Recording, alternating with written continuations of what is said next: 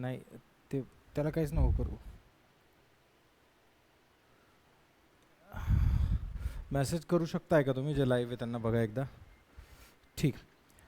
So लेक्चरचं स्वरूप काय राहणार आहे, तुमचं बेसिकपासून शिकवलं जाणार नाही. ओके, बेसिक म्हणजे मी काही तुम्हाला एक सबस्टॅन्शियल बेसिकचं थोडंसं इन्फॉर्मेशन देईल. ठीक आहे, पॉलिटी शिकणार आहे आपण आज. बेसिकचं तुम्हाला मी थोडंसं एक टिंच ऑफ बेसिक मी शिकवेल तुम्हाला, but at the same time थोडंसं मग मी ॲडव्हान्स शिकवेल. सो ॲडव्हान्स म्हणजे काय, और इम्पॉर्टंट टॉपिक्स म्हणजे काय. तुम्ही म्हणता sir crash course. The thing is की क्रॅश कोर्समध्ये सगळं काही येत नाही है ना.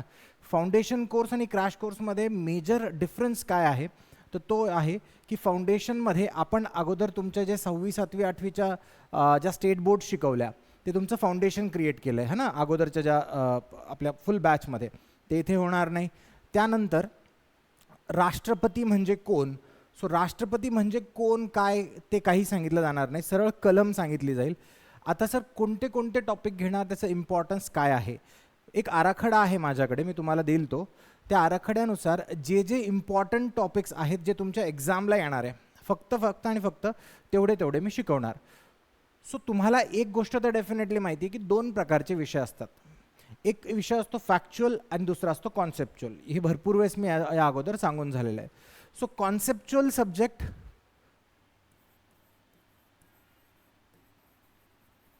कॉन्सेप्च्युअल विषय म्हणजे काय आणि फॅक्च्युअल विषय म्हणजे काय. कॉन्सेप्च्युअल विषय म्हणजे इकॉनॉमिक्स, अर्थशास्त्र. अर्थशास्त्रामध्ये GDP कळाला तर NDP कळतो, NDP कळाला तर NNP कळतो, NNP पासून NNI कसा बनतो, GDP पासून GDI कसा बनतो. हे झाले तुमचे कॉन्सेप्ट. ठीक आहे. आता ह्या कॉन्सेप्ट्समध्येच इकॉनॉमिक्समध्ये जर आपण बघायला गेलो अर्थशास्त्रामध्ये, तर भारताचा GDP, NDP इत्यादी वरती या अगोदर कोणते कोणते प्रश्न आलेले आहेत ते बघितलं जाईल. या अगोदर कोणते कोणते प्रश्न आलेले बघितलं जाईल,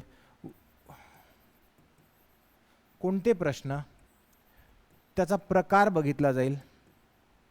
ओके, आणि हा प्रकार बघून ॲनालिसिस करून तुम्हाला काही गोष्टी दिल्या जातील. सो हे आहे कॉन्सेप्ट तुमचं. फॅक्च्युअल आहे इतिहास. ह्याच्यात फक्त आणि फक्त फॅक्ट्स आहेत. 1857ला काय झालं, 1863ला काय झालं, 1867ला काय झालं, हे आहे फॅक्ट्स है ना. सो इतिहास फॅक्च्युअल आहे. आजचा जो आपण शिकणार आहोत विषय तो इथेही येतो आणि इथेही येतो. ठीक आहे. पॉलिटी जो विषय आहे, राज्यशास्त्र जो विषय आहे, तो ह्या दोन्ही ठिकाणी येतो. तुम्ही त्याला फॅक्च्युअल म्हणून पण बघू शकतात. फॉर एक्झाम्पल, राष्ट्रपतीची कलम कोणती, आणीबाणीच्या कलम कितीपासून कितीपर्यंत, 352, 356, 360, कोण लावू शकतं कोण नाही लावू शकत है ना. तो 2 प्रकारचे विद्यार्थीही असतात. एक विद्यार्थी असतो 352 म्हणजे तो म्हटलं की नॅशनल एमर्जन्सी, राष्ट्रीय आणीबाणी, तो राष्ट्रीय आणीबाणी म्हणून लक्षात ठेवेल, त्याला रट्टा करून घेईल. दुसऱ्या प्रकारचा विद्यार्थी असतो तो म्हणतो राष्ट्राची आहे, नॅशनल लेवलवर आहे, प्राईम मिनिस्टरच्या हातात नसून राष्ट्रपतीच्या हातात आहे म्हणून राष्ट्रीय आणीबाणी म्हणतात. राष्ट्रीय आणीबाणी कुणीही कशाही प्रकारे आर्बिट्ररी मॅनरमध्ये लावू नये म्हणून त्याला काय केलेलं आहे, काहीतरी चेक्स अँड बॅलन्सेस टाकलेले आहेत. कोणी लक्ष ठेवायला कोणीतरी ठेवलं, ते कोण राहणार, मग लोकसभा राहते लक्ष ठेवण्यासाठी. सो यालाच म्हणतात की लॉजिकली तुम्ही त्याला कॉन्सेप्च्युअलमध्ये टर्न करतायत, कॉन्सेप्ट बनवतात आणि कॉन्सेप्ट म्हणून अभ्यास करतायत. ओके, सो काय कॉन्सेप्च्युअल विषय, फॅक्च्युअल विषय. पॉलिटी शिकणार आहोत जो फॅक्च्युअलही आहे कॉन्सेप्च्युअलही आहे.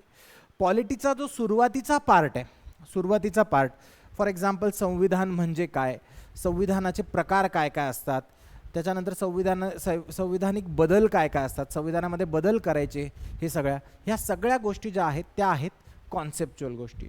मग नंतर जसं जसं तुम्ही डायरेक्टिव्ह प्रिन्सिपल्स, कलम 51च्या पुढे जातात, 51A जशी येते फंडामेंटल ड्युटीज, कर्तव्य, तुमचे मूलभूत कर्तव्य, तर मूलभूत कर्तव्यापासून तुमचं फॅक्च्युअल पॉलिटी सुरू होतं. ठीक आहे. सो A मध्ये काय, B मध्ये काय, C मध्ये काय, K पर्यंत असं काय, हे पाठ करावं लागतं तुम्हाला. आता MPSC आणि UPSC मध्ये फरक आहे. ओके, UPSC मध्ये जे क्वेश्चन्स बघायला मिळतील तुम्हाला, ते क्वेश्चन्स ॲनालिटिकल बेसिसवरती मिळतील.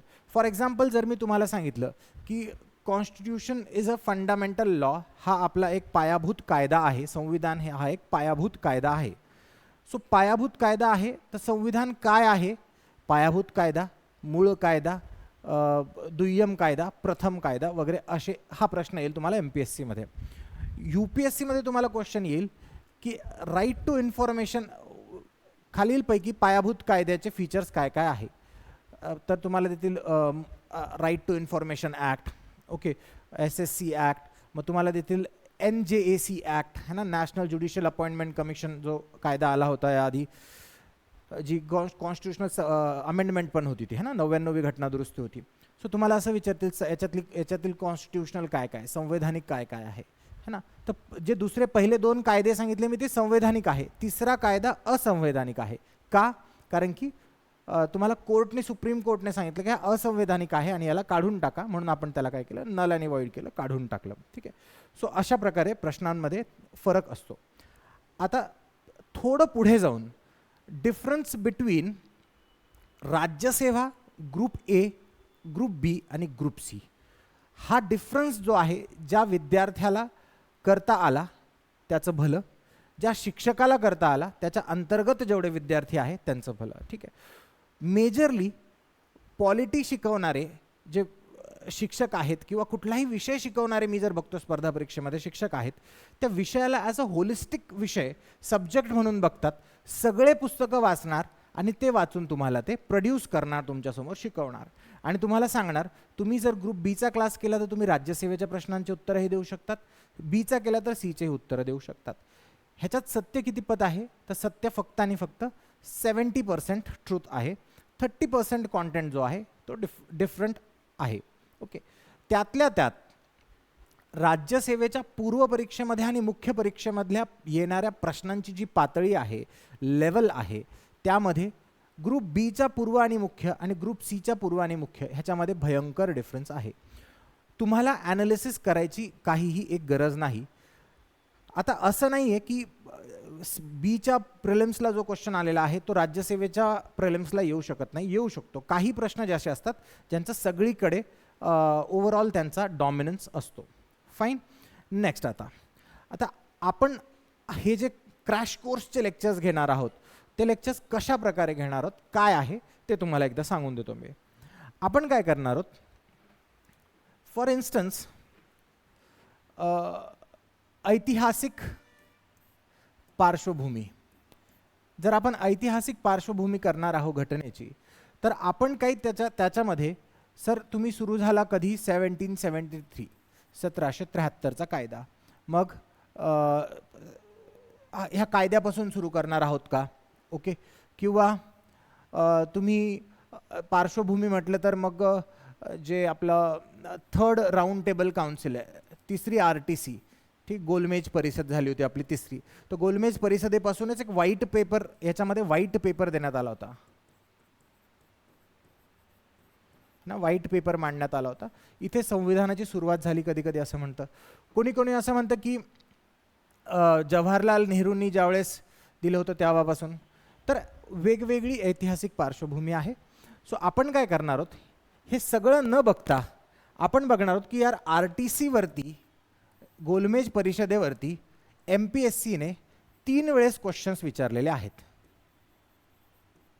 आता ज्या वेळेस मी माझी ऐतिहासिक पार्श्वभूमी सुरू करणार शिकवायला, त्यावेळेस ज्या ज्या टॉपिक्सवरती MPSCने प्रश्न विचारलेले आहे, या अगोदर ज्या ज्या टॉपिक्सवरती MPSCने प्रश्न विचारलेले आहे, तो टॉपिक फॉर एक्झाम्पल त्यांनी 3rd RTC विचारलं, 3री तुम्हाला गोलमेज परिषद विचारली, तर माझं काम आहे तुम्हाला पहिली शिकवणं, माझं काम आहे तुम्हाला दुसरी शिकवणं. फाईन.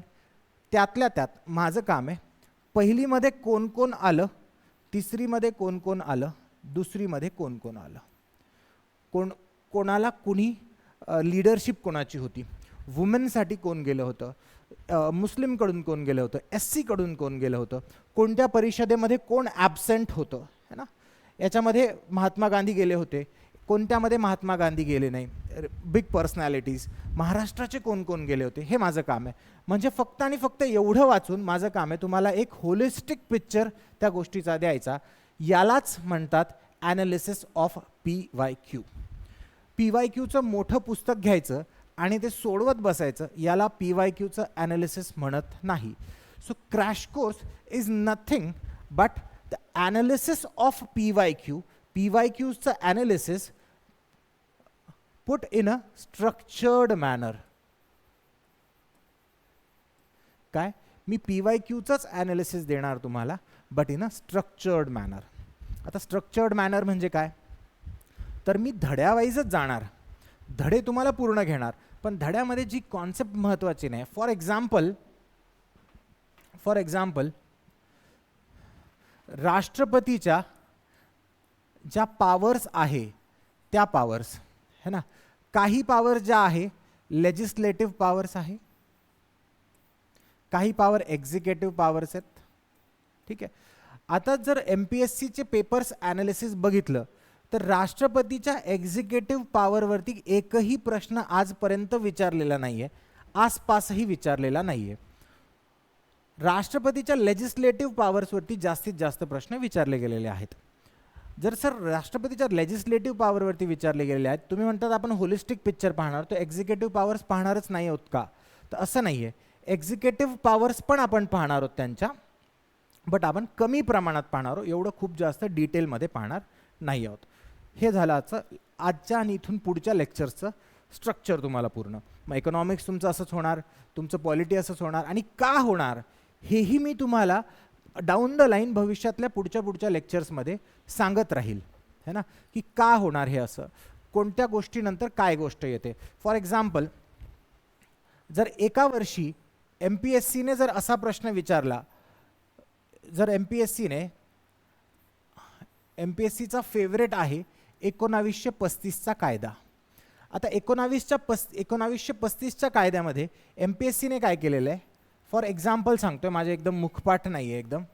समजा 2016मध्ये MPSCने जर विचारलं की डायआर्की जी दुहेरी पद्धत आहे ही कोणत्या कायद्याने आणलेली आहे, तर 2017मध्ये त्यांनी काय केलं, ह्याच्यामध्ये आता हा प्रश्न आहे बरं का, ॲक्च्युअल ह्याच वर्षी हे नाही सांगू शकत मी, बट त्यांनी काय केलं 1935मधूनच 2017 किंवा त्याच्या पुढच्या वर्षी काय विचारलं की ह्याच्यामध्ये किती कलम होत्या.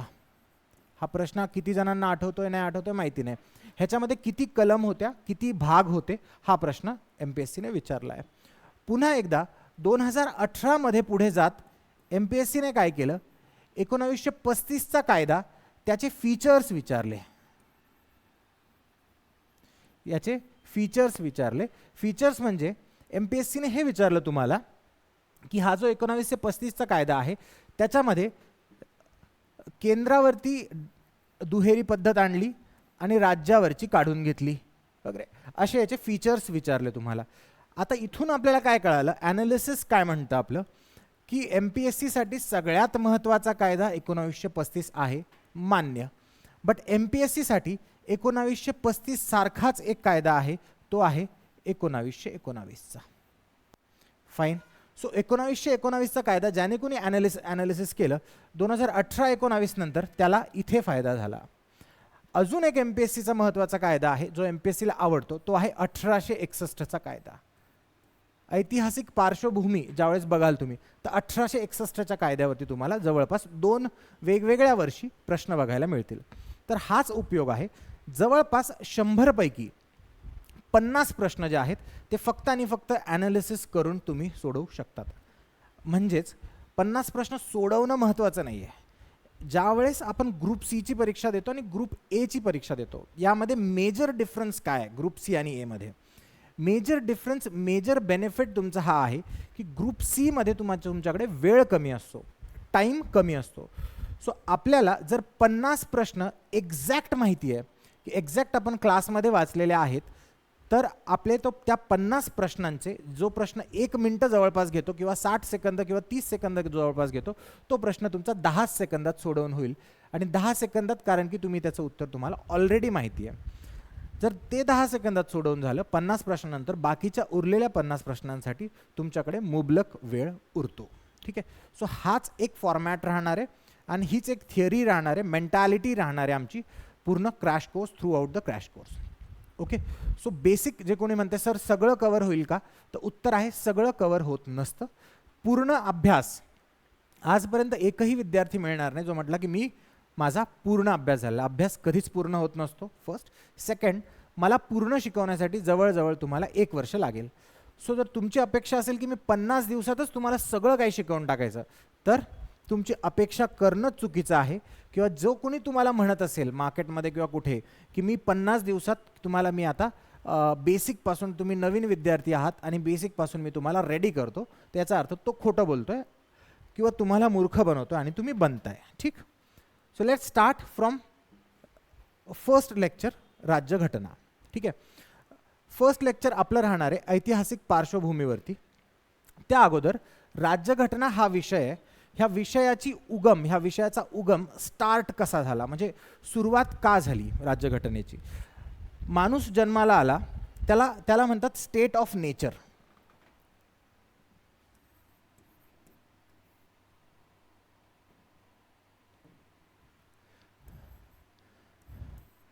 निसर्गात आपण जे राहतोय त्यालाच म्हणतात स्टेट ऑफ नेचर. ज्यावेळेस स्टेट ऑफ नेचरमध्ये माणूस राहायला लागला, त्या व्यक्ती तिथे, मनुष्य तिथे राहतोय, एक ग्रुप ऑफ पीपल असा तिथे राहतोय समजून घ्या. ह्या ग्रुप ऑफ पीपलला तोपर्यंत प्रॉब्लेम नव्हता जोपर्यंत वस्तू मुबलक होत्या, मिळत होत्या कुठेही. बट ज्यावेळेस वस्तू आणि संसाधने कमी पडायला लागले, त्यावेळेस ह्या स्टेट ऑफ नेचरमध्ये जी पीस होती, जी शांतता होती ती भंग झाली. शांतता भंग झाल्यामुळे 2 गोष्टी होऊ शकतात, म्हणजे हे अंदाजे आहेत. 2 गोष्टी होऊ शकतात. एकतर ह्यांच्यामध्ये भांडण झाली किंवा ह्यांनी पीसफुलीच सगळ्यांना आपलं संसाधन जे आहे वाटून दिलं. 2 प्रकारच्या थिअरीज आहेत. तर त्या थिअरीज सांगतात, काही थिअरीज सांगतात की भांडणं झालीत, कुणाचीही संपत्ती, कुणाचाही जीव, लाईफ, लिबर्टी आणि प्रॉपर्टी, ह्या तीन गोष्टी LLP म्हणतात त्याला.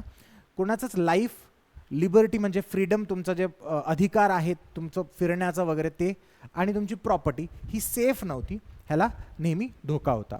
तर याला नेहमी धोका असल्यामुळे काय झालं, तर गव्हर्नमेंट बनवण्यात आली. काय झालं, गव्हर्नमेंट बनवण्यात आली. पीसफुल, याच्यामध्ये पण पीस असूनही, आता पीस आहे, शांतता आहे, पण कायदा करणाराही मी, कायदा मोडणाराही मी, कायदा बनवणाराही मी. सो ही एक जस्टिफाईड, जस्ट किंवा योग्य संस्था आहे का, नाही. कारण की कायदाच मी बनवतोय, तर मोडतो पण मीच आहे आणि पालन पण मीच करतोय, सगळं काही मीच करतोय. तर हे इनजस्टिस आहे. म्हणून पीसफुलवाल्यांनी सुद्धा एक सरकार बनवली, गव्हर्नमेंट बनवली. ज्यावेळेस मी म्हणतो त्यावेळेस माझं म्हणणं आहे कॉन्स्टिट्यूशन बनवलं, संविधान बनवण्यात आलं. ठीक आहे.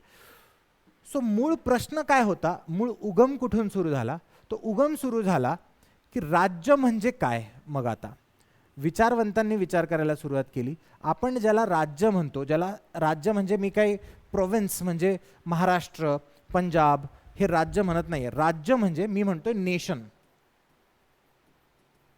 राष्ट्र. ठीक आहे. मी राष्ट्राबद्दल बोलतोय. ज्यावेळेस मी राज्य म्हणतोय त्यावेळेस मी राष्ट्र ॲज अ नेशन याच्याबद्दल बोलतोय, असं लक्षात ठेवा सध्या तरी ह्या टॉपिक. तर राज्य म्हणजे काय हा प्रश्न निर्माण झाला की कोणाला आपण राज्य म्हणायचं, कशाला आपण राज्य म्हणायचं. मग त्यानंतर दुसरं, राज्य कसे असायला पाहिजे, म्हणजे ज्या पॉवर्स आहेत त्या कुणाच्या हातात असायला पाहिजे. फक्त केंद्राच्या हातात सर्व असायला पाहिजे की त्याच्या युनिट्सच्या हातात सगळं असायला पाहिजे.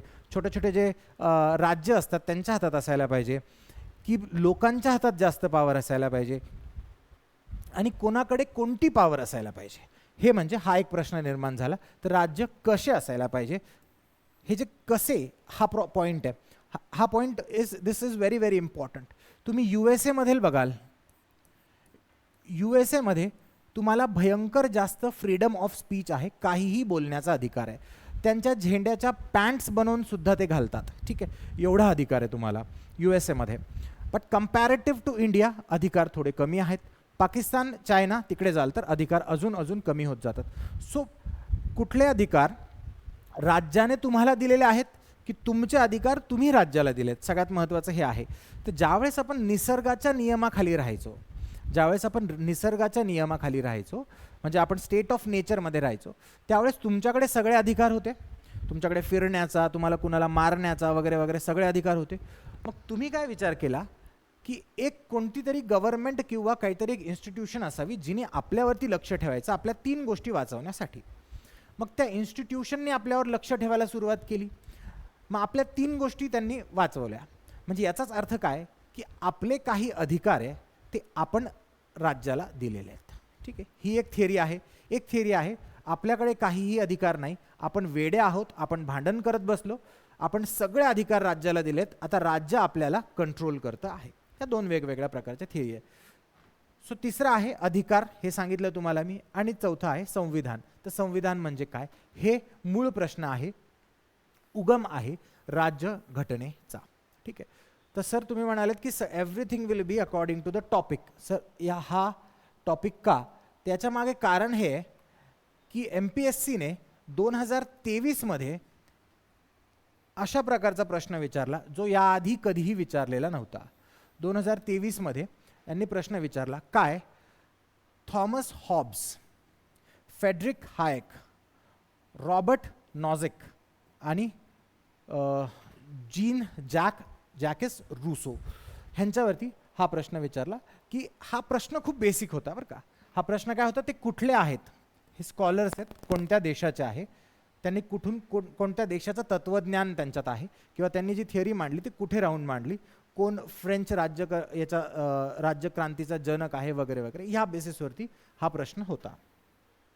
म्हणून मला व्हेरी स्ट्रॉंग फिलिंग आहे की पुढचा जोही प्रश्न येईल, मे बी 24-25मध्ये नाही आला, 26मध्ये किंवा 27मध्ये, तुम्ही एक बघितलंच असेल 2023 नंतरच प्रश्नांची जी स्टाईल आहे, प्रश्नांची जी टाईप आहे ती बदलायला सुरुवात झालेली आहे. MPSC आपले प्रश्न बदलत आहे, आपल्या विचारण्याची स्टाईल बदलतोय, भाषासुद्धा बदलू लागली आहे प्रश्नांची. ओके. म्हणून तुम्ही बघत असाल की आत्ता मागे ग्रुप बीचा पेपर झाला, वेळ मिळाला नाही. मेन्स झाली आत्ता, जी ग्रुप सीची मेन्स झाली तिच्यामध्येही विद्यार्थ्यांना वेळ मिळाला नाही, भयंकर टफ लेवलचा पेपर होता. की why we call it tough, tough ह्याच्यामुळे की तुम्ही त्या टाईपचा अभ्यास कधी या अगोदर केलाच नाही आणि त्या पुस्तकांमध्ये सुद्धा तो कॉन्टेंट अवेलेबल नाही. आता जर तुमच्या तुम्ही जेवढे आहेत कोणाला माहिती आहे की हा कोण आहे हॉब्स? हॉब्स माहिती आहे कोण आहे? हां ते ठीक आहे. कोण आहे तो, काय काय सांगितलेलं काय त्यांनी, त्याच्या एक लेवल पुढे जायचं मग आपल्याला. ठीक आहे. अजून कोणी माहिती आहे? हायक, रॉबर्ट नॉझिक, रूसो. आपल्याला काय करायचं आहे माहिती का, आता अभ्यासाला कॉन्सेप्टसोबत लिंक करायचं आहे. आज फक्त जो पहिला पार्ट आहे पॉलिटीचा, अर्धा पार्ट कॉन्सेप्ट्स राहणार आहे. सो तुम्हाला काय करायचं आहे, कॉन्सेप्टशी रिलेट करायचं आहे पूर्ण. सो मी तुम्हाला यांचे विचार एकदम थोडक्यात सांगेल, काही शिकवेल, काही दिलेले राहतील. तुमचं काम हे आहे की जर मी इथे काहीतरी तुम्हाला सांगितलं की हॉब्सला त्या गोष्टीसोबत लगेच रिलेट करून टाकायचं, म्हणजे हॉब्सचं तुम्हाला हे कळत राहील. तर हॉब्स झाला, त्यानंतर फेडरिक हायक, रॉबर्ट नॉझिक आणि हायक लक्षात ठेवायला सोपं आहे. रूसो, हॉब्स, लॉक एक सोबत येतात. तर ते कसे येतात, काय येतात, आपण आजचं जे लेक्चर आहे ते तुमचं बेसिक्सवरतीच म्हणजे स्टार्टवरतीच राहणार आहे. की इनिशियली पॉलिटिक्स आणि पॉलिटिकल सायन्स ह्या तिघांमध्ये फरक काय आहे हे जाणून घेण्यासाठी आपण त्याची एक पार्श्वभूमी बघणार आहोत, जिच्यावरती ऑलरेडी एक प्रश्न आलेला आहे. सो ज्या कुणाला वाटत असेल आपण काय शिकतोय त्याला तेच सांगितलं मी सुरुवातीला की यालाच ॲनालिसिस म्हणतात. इन दिस मॅनर आपल्याला ॲनालाइज करावं लागेल, तरच आपल्याला पुढे कळेल. ठीक, तरच आपल्याला कळेल की पुढे प्रश्न काय येणार आहे. ओके. सो सगळ्यात पहिले इसवी सन पूर्व 4 किंवा 5 मध्ये एक स्कॉलर होता ज्याचं नाव होतं प्लेटो. प्लेटोपासून सुरुवात झाली. प्लेटो हा ग्रीसच्या ॲथेन्स राज्यामधला होता. Ancient Greece, Athens. इथे इंग्लिशमध्ये मराठीमध्ये दोन्ही लिहिलेले, दोन्ही बघून घ्या, जे जे कम्फर्टेबल वाटेल ते. सो यालाच फादर ऑफ पॉलिटिकल फिलॉसॉफी म्हणतात. आणि हा कधी इसवी सन पूर्व 4थ्या शतकात होता. सो गौतम बुद्धाच्या आसपासच्या पिरियडमध्ये प्लेटो होता असं लक्षात ठेवायचं. भारतामध्ये त्याच्या कंपॅरेटिव्ह कोण आहे हेही लक्षात ठेवायचं. जर तो प्रश्न येऊ शकतो तर हाही प्रश्न येऊ शकतो. ओके. देन याने काही सिद्धांत मांडले. सिद्धांत म्हणजे काय, जे मी तुम्हाला सांगितलं की माणूस अगोदर स्टेट ऑफ नेचरमध्ये राहायचा. स्टेट ऑफ नेचरमध्ये राहायचा. तर स्टेट ऑफ नेचरमध्ये राहता राहता त्याने काय केलं, म्हणजे जर मला माझी थिअरी मांडायची आहे, जर मला सांगायचं आहे की गव्हर्नमेंटकडे सगळ्या पॉवर्स असल्या पाहिजे, त्याच्या खाली जेवढे लोक आहेत त्यांच्याकडे काहीच पॉवर असायला नको, जर मी डायरेक्टली तुम्हाला हे जर सांगितलं की गव्हर्नमेंट सगळ्यात हुशार आहे, त्याच्याकडे सगळ्या पॉवर असायला पाहिजे, तर तुम्ही मान्य करणार नाही. तुम्हाला मान्य करण्यासाठी मला काहीतरी सबूत द्यावं लागेल, काहीतरी प्रूफ द्यावं लागेल. म्हणून मी काय करतो, मी मांडतो सिद्धांत. तर माझा सिद्धांत हा आहे की बाबा सुरुवातीपासून माणूस असा असा असा होता. म्हणजे जर जो व्यक्ती म्हणाला की माणूस सुरुवातीपासूनच भांडखोर आहे, ह्याचा त्याचा जीव घेतो, जो माणूस असा बोलतोय, तर डेफिनेटली जी सरकार बनेल तिला स्ट्रॉंग असायची गरज आहे, आणि जनता आहे तिच्याकडे जे हक्क आहेत ते कमी असण्याची गरज आहे. का? कारण की जास्त हक्क जर दिले तर ते काय आहे, मुळात भांडखोर आहे, म्हणून ते गव्हर्नमेंटला स्ट्रॉंग असायची खूप जास्त गरज आहे. सो जो सिद्धांत मांडेल माझ्याशी प्रत्येकाचा, आता दुसरा व्यक्ती येईल तो काय म्हणेल, नाही नाही, माणूस हा एक शांतिप्रिय व्यक्ती आहे आणि मग सरकारकडून पॉवर्स लोकांना कशा द्यायच्या हे तो जस्टिफाय करेल, है ना. सो यालाच म्हणतात एकाच गोष्टीसाठी भरपूर लोकांनी वेगवेगळ्या आपले विचार मांडलेले एखाद्या पुस्तकामध्ये, त्याच विचारांना पुढे चालून त्यांना सिद्धांत म्हणण्यात आलं. मी कधीच म्हणणार नाही की हा माझा जस्टिसचा सिद्धांत आहे, हा माझा न्याय म्हणून माझा सिद्धांत आहे, काहीच नाही. मी एक पुस्तक लिहिणार, ह्या स्कॉलर्सनी पुस्तकं लिहिलेत आणि त्या पुस्तकामधून त्यांचा त्या बाबतीतला विचार एकत्रित करण्यात आला आणि त्याला त्या सिद्धांताचं नाव देण्यात आलं. सो पहिला सिद्धांत प्लेटोनी मांडलाय, न्यायाचा सिद्धांत. दुसरा आहे शिक्षणाचा सिद्धांत. तिसरा आहे तत्वज्ञानाचा सिद्धांत. Theory of justice, theory of education, theory of philosopher king. आता प्लेटो जो व्यक्ती होता भयंकर हुशार, एथेन्समध्ये राहायचा आणि अथेन्समध्येच एक मेजर क्रांती आलेली आहे सगळ्यात जास्त.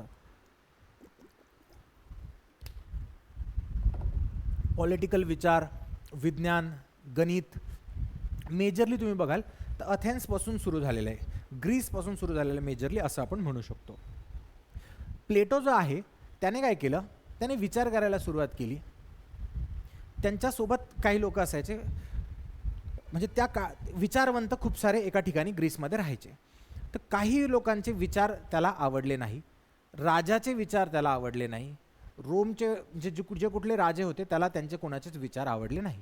म्हणून त्याने आपले सिद्धांत मांडायला सुरुवात केली. तर सिद्धांत त्यांनी काय मांडला, सगळ्यात पहिले त्याला पोहोचायचं होतं ह्या सिद्धांतावरती, त्याला रीच करायचं होतं ह्या सिद्धांतावरती. हा सिद्धांत त्याचा फायनल सिद्धांत आहे, थिअरी ऑफ फिलॉसॉफर किंग किंवा तत्वज्ञानाचा सिद्धांत.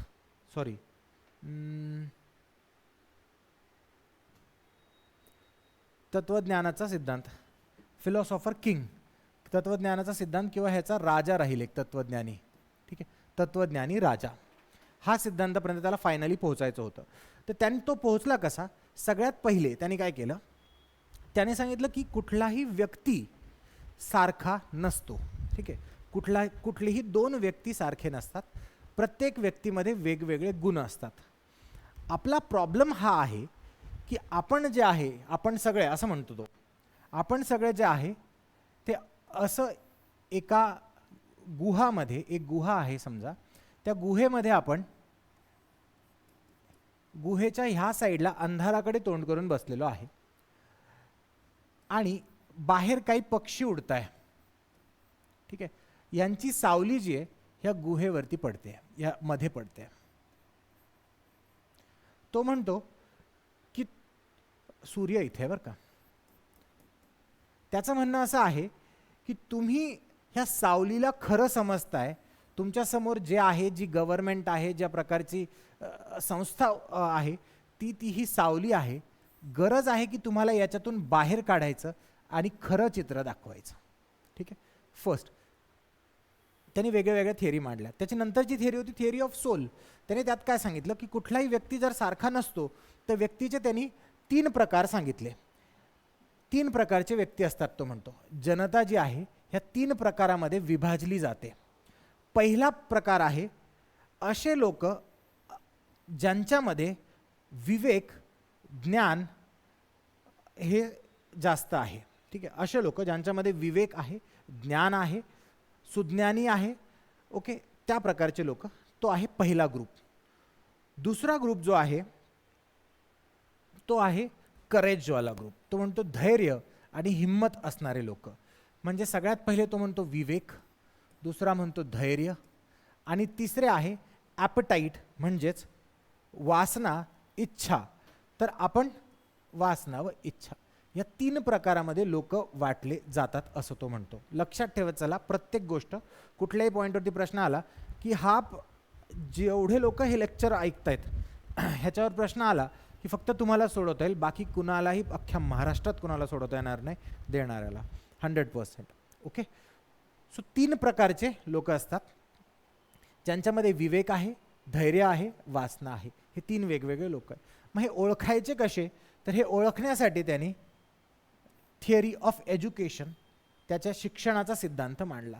तो म्हणतो की मुलं झालेत, जन्म झाला लेकराचा, तर जन्म झाल्या सगळ्या लेकरांना आईकडून घेऊन टाकायचं आपण. सगळ्यात पहिले तर तसं तो बोलतो. आईकडून आपण जन्म झाल्यावर लेकरांना घेऊन टाकलं तर त्यांना इंडिव्हिज्युअली त्यांचं संगोपन करायचं. इंडिव्हिज्युअली राज्य जे आहे ते राज्य त्यांचं संगोपन करेल, त्यांना वाढवेल वगैरे वगैरे वगैरे. त्या मुलांची एक आई नाही राहणार. ह्या सगळ्या मुलांच्या, ह्या सगळ्या आया ज्या आहेत ह्या सगळ्यांच्या आया राहतील. आणि आई आपल्या एकट्या तिला माहीत नाही राहणार मुलगा कोण आहे, म्हणून ती सगळ्यांवरती सारखं प्रेम करेल, सगळ्या ज्या मदर्स आहेत त्या. मग तो म्हणतो ह्यांना मोठं करायचं. आणि त्यांनी मग शिक्षणाची हे मांडली, 1ली ते 3री, 4थी ते 6वी, 1 वर्षाचा पासून तर 3 वर्षाच्यापर्यंत वगैरे वगैरे, 4 ते 6, 8 ते 10, असं त्यांनी एक भली मोठी यादी दिली. मग इथे तो एक्झाम्स घेईल सगळ्यांच्या, ठीक आहे. आणि एक लेवलपर्यंत तुम्ही पोहोचले तर तुम्हाला तो चान्स देईल की ज्यांना आता इथून पुढे कंटिन्यू करायचं आहे शिक्षणामध्ये त्यांनी कंटिन्यू करा, किंवा जे कोणी फेल होईल त्यांना तिथून काढून टाकणार. तर ज्यांनी कंटिन्यू केलं नाही म्हणजे याचा अर्थ त्यांच्यामध्ये विवेक नाही आहे. ओके, त्यांच्यामध्ये विवेक नाही आहे. मग ते जे कंटिन्यू करतात ते, म्हणजे इथून जे कंटिन्यू करत राहील, जे विवेक नाही आहे ते तर बाजूला निघाले. आता त्यानंतर पुढे अभ्यास करायचा ज्यांनी परत एक लेवल मांडली. तर ह्या शिक्षणाच्या लेवलमधून तो म्हणतो की ज्याला काम करायचं तो काम करेल शेवटीला जाऊन. ज्याच्यामध्ये वासना आहे, इच्छा आहे, म्हणजे वासना म्हणजे काय की पैसा मला खूप सारा पाहिजे, तर तो 3ऱ्या ग्रुपमध्ये जाईल. जो धैर्य आहे, ज्यात शक्ती आहे, ताकद आहे, तो 2ऱ्या ग्रुपमध्ये जाईल. आणि तो काय बनेल तर सैनिक बनेल, सैनिक. ठीक आहे. आणि सगळ्यात पहिले विवेक असणारे जे लोक असतील, ज्ञानी लोक जे असतील, ते राजा बनण्यासाठी पात्र राहील. पण असाच व्यक्ती राजा बनवायचा त्यांच्यामधून पण की जो म्हणतो की मला राजा बनायचं नाही. ठीक आहे, हे थिअरी आहे. ठीक आहे, आपल्या स्वतःच्या थिअरी मांडायची होती त्याला. जो म्हणेल मला राजा बनायचं नाही, जो रिलक्टंट राहील तोच चांगला राजा बनू शकतो. जो म्हणतो की मला राजा बनायचं नाही तोच चांगला राजा बनू शकतो, असं त्याचं म्हणणं आहे. ही त्याची थिअरी ऑफ फिलॉसॉफर किंग आहे. आता ॲक्च्युली त्याने थिअरी मांडली असं म्हणलं जातं, हे अभ्यासाच्या व्यतिरिक्त सांगतोय, असं म्हणलं जातं की त्या काळामध्ये फिलॉसॉफर्सच कमी होते आणि फक्त प्लेटो एकुलता एकच फिलॉसॉफर होता ज्याच्यामध्ये विवेक होता आणि त्याला स्वतःलाच राजा बनायचं होतं, म्हणून त्यांनी ही थिअरी मांडली असं म्हणतात. ठीक आहे, कारण की प्लेटोने एक व्यक्ती सांगितलेला आहे, सोक्रेटिस.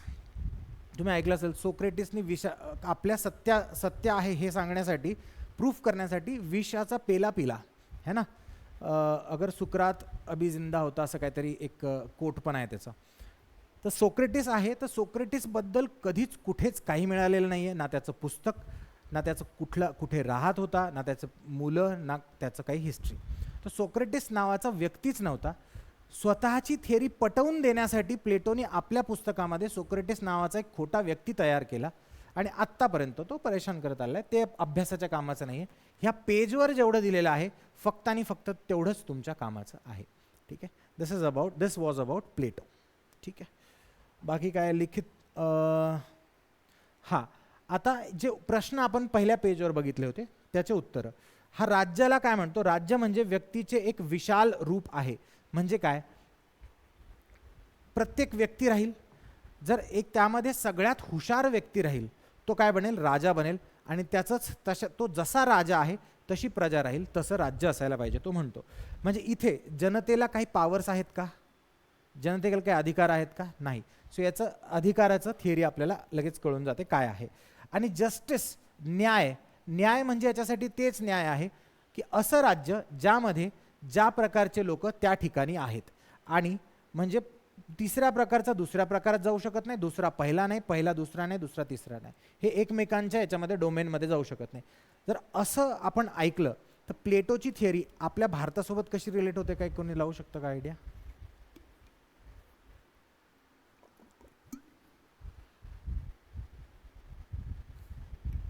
भारताची जाती प्रथा जी आहे, ह्या जातीतून त्या जातीत तू जाऊ शकत नाही, त्या जातीतून त्या जातीत जाऊ शकत नाही. ठीक आहे. सो एक जाती प्रथे टाईपच त्यांनी हे बनवलं, किंवा त्यावेळेस म्हणायचं म्हटल्यावर वर्णप्रथा. ठीक आहे. मग त्यानंतर लिखित संविधानाला विरोध. तो म्हणतो संविधान वगैरे काहीच नसतं, तत्वज्ञानी राजाची बुद्धिमत्ता कुठल्याही कायद्यापेक्षा श्रेष्ठ असते. तो म्हणतो राजा जो म्हणेल तोच कायदा राहील, कारण की त्यांनी एवढी मोठी शिक्षण प्रथा, शिक्षणाच्या प्रोसेस थ्रू तो गेलेला आहे. दुसरा स्कॉलर ॲरिस्टॉटल. ॲरिस्टॉटल हा प्लेटोचा शिष्य आहे. ठीक आहे. शिष्य म्हणजे तो काही त्याच्या समोर येऊन बसून शिकायचा का? नाही. तो फक्त त्याने प्लेटोची पुस्तकं वाचली, प्लेटोसारखी थिअरी तो मांडायचा, बट इव्हेंच्युअली करता करता करता करता शेवटीला तो प्लेटोपेक्षा पूर्ण वेगळंच बोलायला लागला. ठीक आहे. हा व्यक्ती एक्झामसाठी भयंकर महत्त्वाचा. जर इथून पुढे जर सेम पॅटर्न राहिला 2023 नंतर, हा व्यक्ती तुमच्या प्रश्नांमध्ये 2 ते 3 वेळेस तरी येणार. ॲरिस्टॉटलने 158 की 148 संविधान वाचलेले आहेत.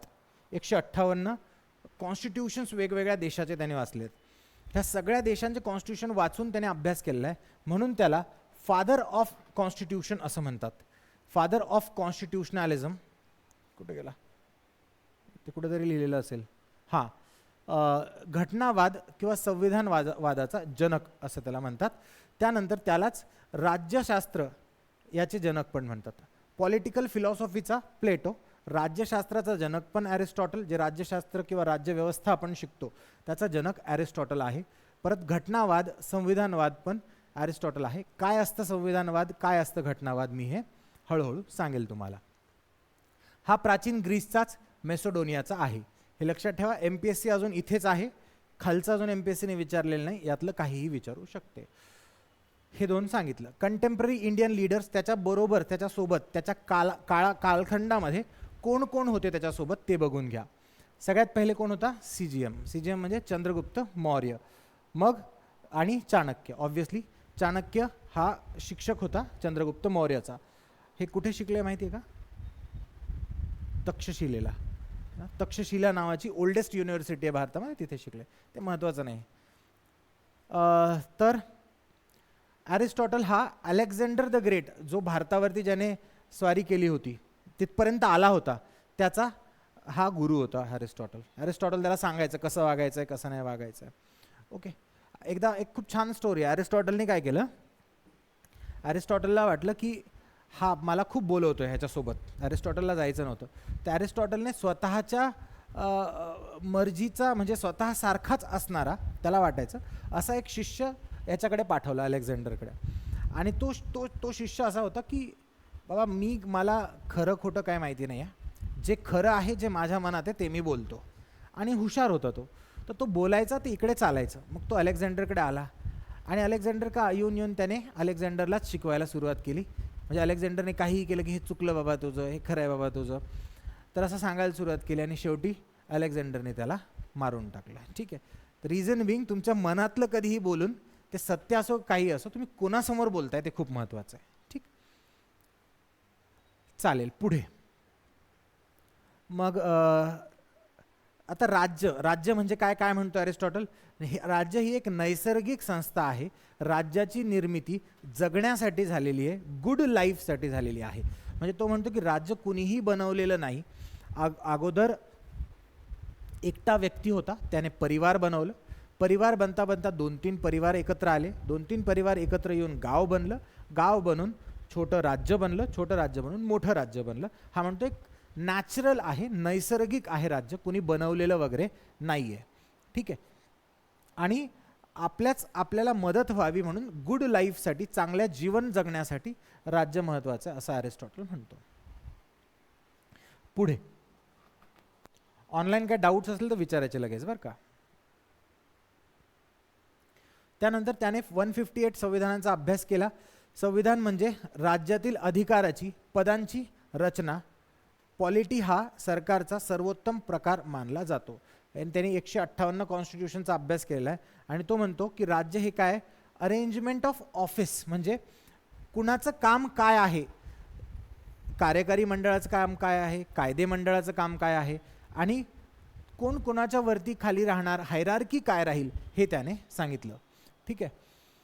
आणि तो म्हणतो की पॉलिटी जी आहे, पॉलिटी जे शिकतोय आपण ते म्हणजे राज्य व्यवस्था ही सगळ्यात सर्वोत्तम प्रकारची व्यवस्था आहे. आता डेमोक्रेसी वगैरे कॉन्सेप्ट पुढे येतील बट असं तो म्हणतो. नेक्स्ट आहे निकोलो मॅकियावेली. सामान्य जीवनामध्ये माणसाने गांधीजींसारखं वागावं पण विचार मॅकियावेलीसारखे ठेवावे. ठीक आहे. ज्याला कुणाला आपल्या लाईफमध्ये जगता येत नाही व्यवस्थित, ठीक आहे, असं वाटतं की हा नाव ठेवतोय, तो बोलतोय, कुणी येऊन बोलून जात आहे मला, त्या व्यक्तीने मॅकियावेली नावाच्या माणसाला नक्की वाचायचं. ठीक आहे. रियालिझम, रियालिस्ट आहे हा, जे सत्य आहे ते तो बोलतो. हा इटलीचा आहे, इटलीमधील फ्लोरेन्सचा आहे. ठीक आहे. तो त्याची थिअरी आहे राजकारण आणि नैतिकता. त्याच्या थिअरीजमध्ये राजकारण आणि नैतिकता या दोघांमध्ये त्यांनी फारकत केली, म्हणजे डिस्ट्रीब्यूट केलं. अगोदर आपण काय म्हणायचो, राजाने नैतिक असलं पाहिजे मगच प्रजा नैतिक असते. तो म्हणतो हे असं काहीच नाही आहे. राजाने किंवा कुठल्याही साधारण व्यक्तीने ही शुड बी, त्याचा शब्द आहे द किंग शुड बी और पीपल आर सेल्फिश, ब्रुटिश, सेल्फलेस, म्हणजे सेल्फिश असे आहे, सेल्फलेस असे आहेत ते की तुम्ही त्यांच्यासाठी कितीही कराल तर ते तुमच्या एक तुमची वाईट गोष्ट पाहून ते त्याच गोष्टीवरती तुम्हाला टार्गेट करणार. तो म्हणतो की it's better to be feared than loved. का, म्हणजे तू समोरच्या व्यक्तीने तुम्हाला घाबरणं जास्त चांगलं आहे रादर दॅन त्याने तुमच्यावर प्रेम करणं, असं तो म्हणतो. का, तो म्हणतो की प्रेम करणं हे जे आहे ते माझ्यावर प्रेम करणं हे समोरच्या व्यक्तीच्या हातात आहे, त्याने माझ्यावर प्रेम करायचं की नाही, बट त्याने घाबरणं हे माझ्या हातात आहे, त्याने मला घाबरायचं की नाही, असं तो बोलतो. व्हेरी रिअलिस्ट, भयंकर चांगला म्हणजे भयंकर बोलणारा व्यक्ती. सगळे ह्याच्या लास्टला एका व्यक्तीने सांगितलेलं याचं वाचून, everyone is Machiavellian but no one agrees that he is Machiavellian. म्हणजे सगळे व्यक्ती मॅकियावेलीचे विचारांचं पालन करतात बट कुणीच अग्री करत नाही की मी मॅकियावेलियन आहे म्हणून. ठीक. सो वाचा, मजा येईल. त्यांनी म्हटलं की राजाला जितकं हरामी राहता येईल तितकं हरामी राहायचं, जनतेवरती प्रेम करायचं नाही कधीच. ठीक आहे. किंवा जनता तुमच्यावर प्रेम करेल हे नाही, जनतेने तुम्हाला प्रत्येक मुवमेंटला घाबरत राहिलं पाहिजे. सो तो म्हटलं की नैतिकता वेगळी आणि राजकारण वेगळं. ठीक आहे. राजकीय वास्तववाद म्हणजेच रियालिझम, जे ॲक्च्युअल खरं आहे ते तो सांगतो. Separation of ethics and politics, political रियालिझमचा स्कॉलर आहे. पुस्तकाचं नाव द प्रिन्स आहे. त्याच्या हे पुस्तक वाचता येणार नाही, दुसऱ्या भाषेत आहे, इंग्रजीमध्ये संवाद मिळेल. कॉन्टेम्पररी इंडियन लीडर्स, तो असताना लीडर कोण होते भारतात, विजयनगर साम्राज्य, त्यातला कृष्णदेवराया. सगळ्यात इम्पॉर्टंट राजा आहे कृष्णदेवराया. जर तुम्ही इतिहासात गेलात आणि एन्शंट हिस्ट्री वाचली, सगळ्यात जास्तीत जास्त टेम्पल्स जे बनवलेले आहेत कृष्णदेवरायाने बनवलेले आहेत. त्यानंतर गुरु नानक, आणि गुरु नानक म्हटलं तर कबीर तर आलेच ऑब्व्हियसली. आणि मुघल सत्तेचा संस्थापक बाबर हा कॉन्टेम्पररी आहे कोणाच्या, निकोलो मॅकियावेलीच्या. आता राज्य म्हणजे तो काय म्हणतो, आता डेफिनेटली आता मी प्रत्येक व्यक्ती आला की तुम्हाला त्याचं एक छोटंसं इंट्रोडक्शन देतोय. कधीही प्रश्न आला तर तुम्हाला त्याचं उत्तर माहिती असणंच गरजेचं नाही आहे, आपण लॉजिकने त्याच्या उत्तरापर्यंत जाऊ शकतो. मी याचं पूर्ण नाव का दिलं, इथे दिलं नाही पण इथे पूर्ण नाव का दिलं, निकोलो. सो नाव आपल्याला लगेच कळतं, इंग्लिश नाव नाही आहे, म्हणजे डेफिनेटली तो इंग्लंडचा नाही आहे आणि USA चा नाही आहे, नाही तो ऑस्ट्रेलियाचा आहे. तिन्ही देशांमधला तो नाही आहे, म्हणजे काहीतरी चौथा असेल. सो ह्या बेसिसवरती तुम्हाला एक्झाममध्ये जर आलं तो कुठला आहे तर तुम्हाला एक डिफरन्स करता येईल. ठीक आहे. किंवा त्याच्यावर परिणाम कुणाचा झाला तर जसं हॉब्सवरती इंग्लिश असताना इंग्लिशमध्ये एक रेव्होल्युशन झालं होतं, त्या रेव्होल्युशनचा परिणाम हॉब्सच्या विचारांवरती झाला. मग ज्यावेळेस ते रेव्होल्युशन संपलं आणि सगळं चांगलं सुरू झालं, त्या चांगल्याचा परिणाम लॉकच्या विचारांवरती झाला. आहेत ते एकाच ठिकाणाचे, पण दोघांचे विचार अगदी वेगवेगळे आहे, कारण की त्यांचं बॅकग्राऊंड वेगवेगळं होतं. तर त्याचप्रमाणे तुम्हाला असं ते त्यांचे विचार काय आहे हे बघून तुम्हाला विचारांवरती प्रश्न आला तर एलिमिनेट करता येईल.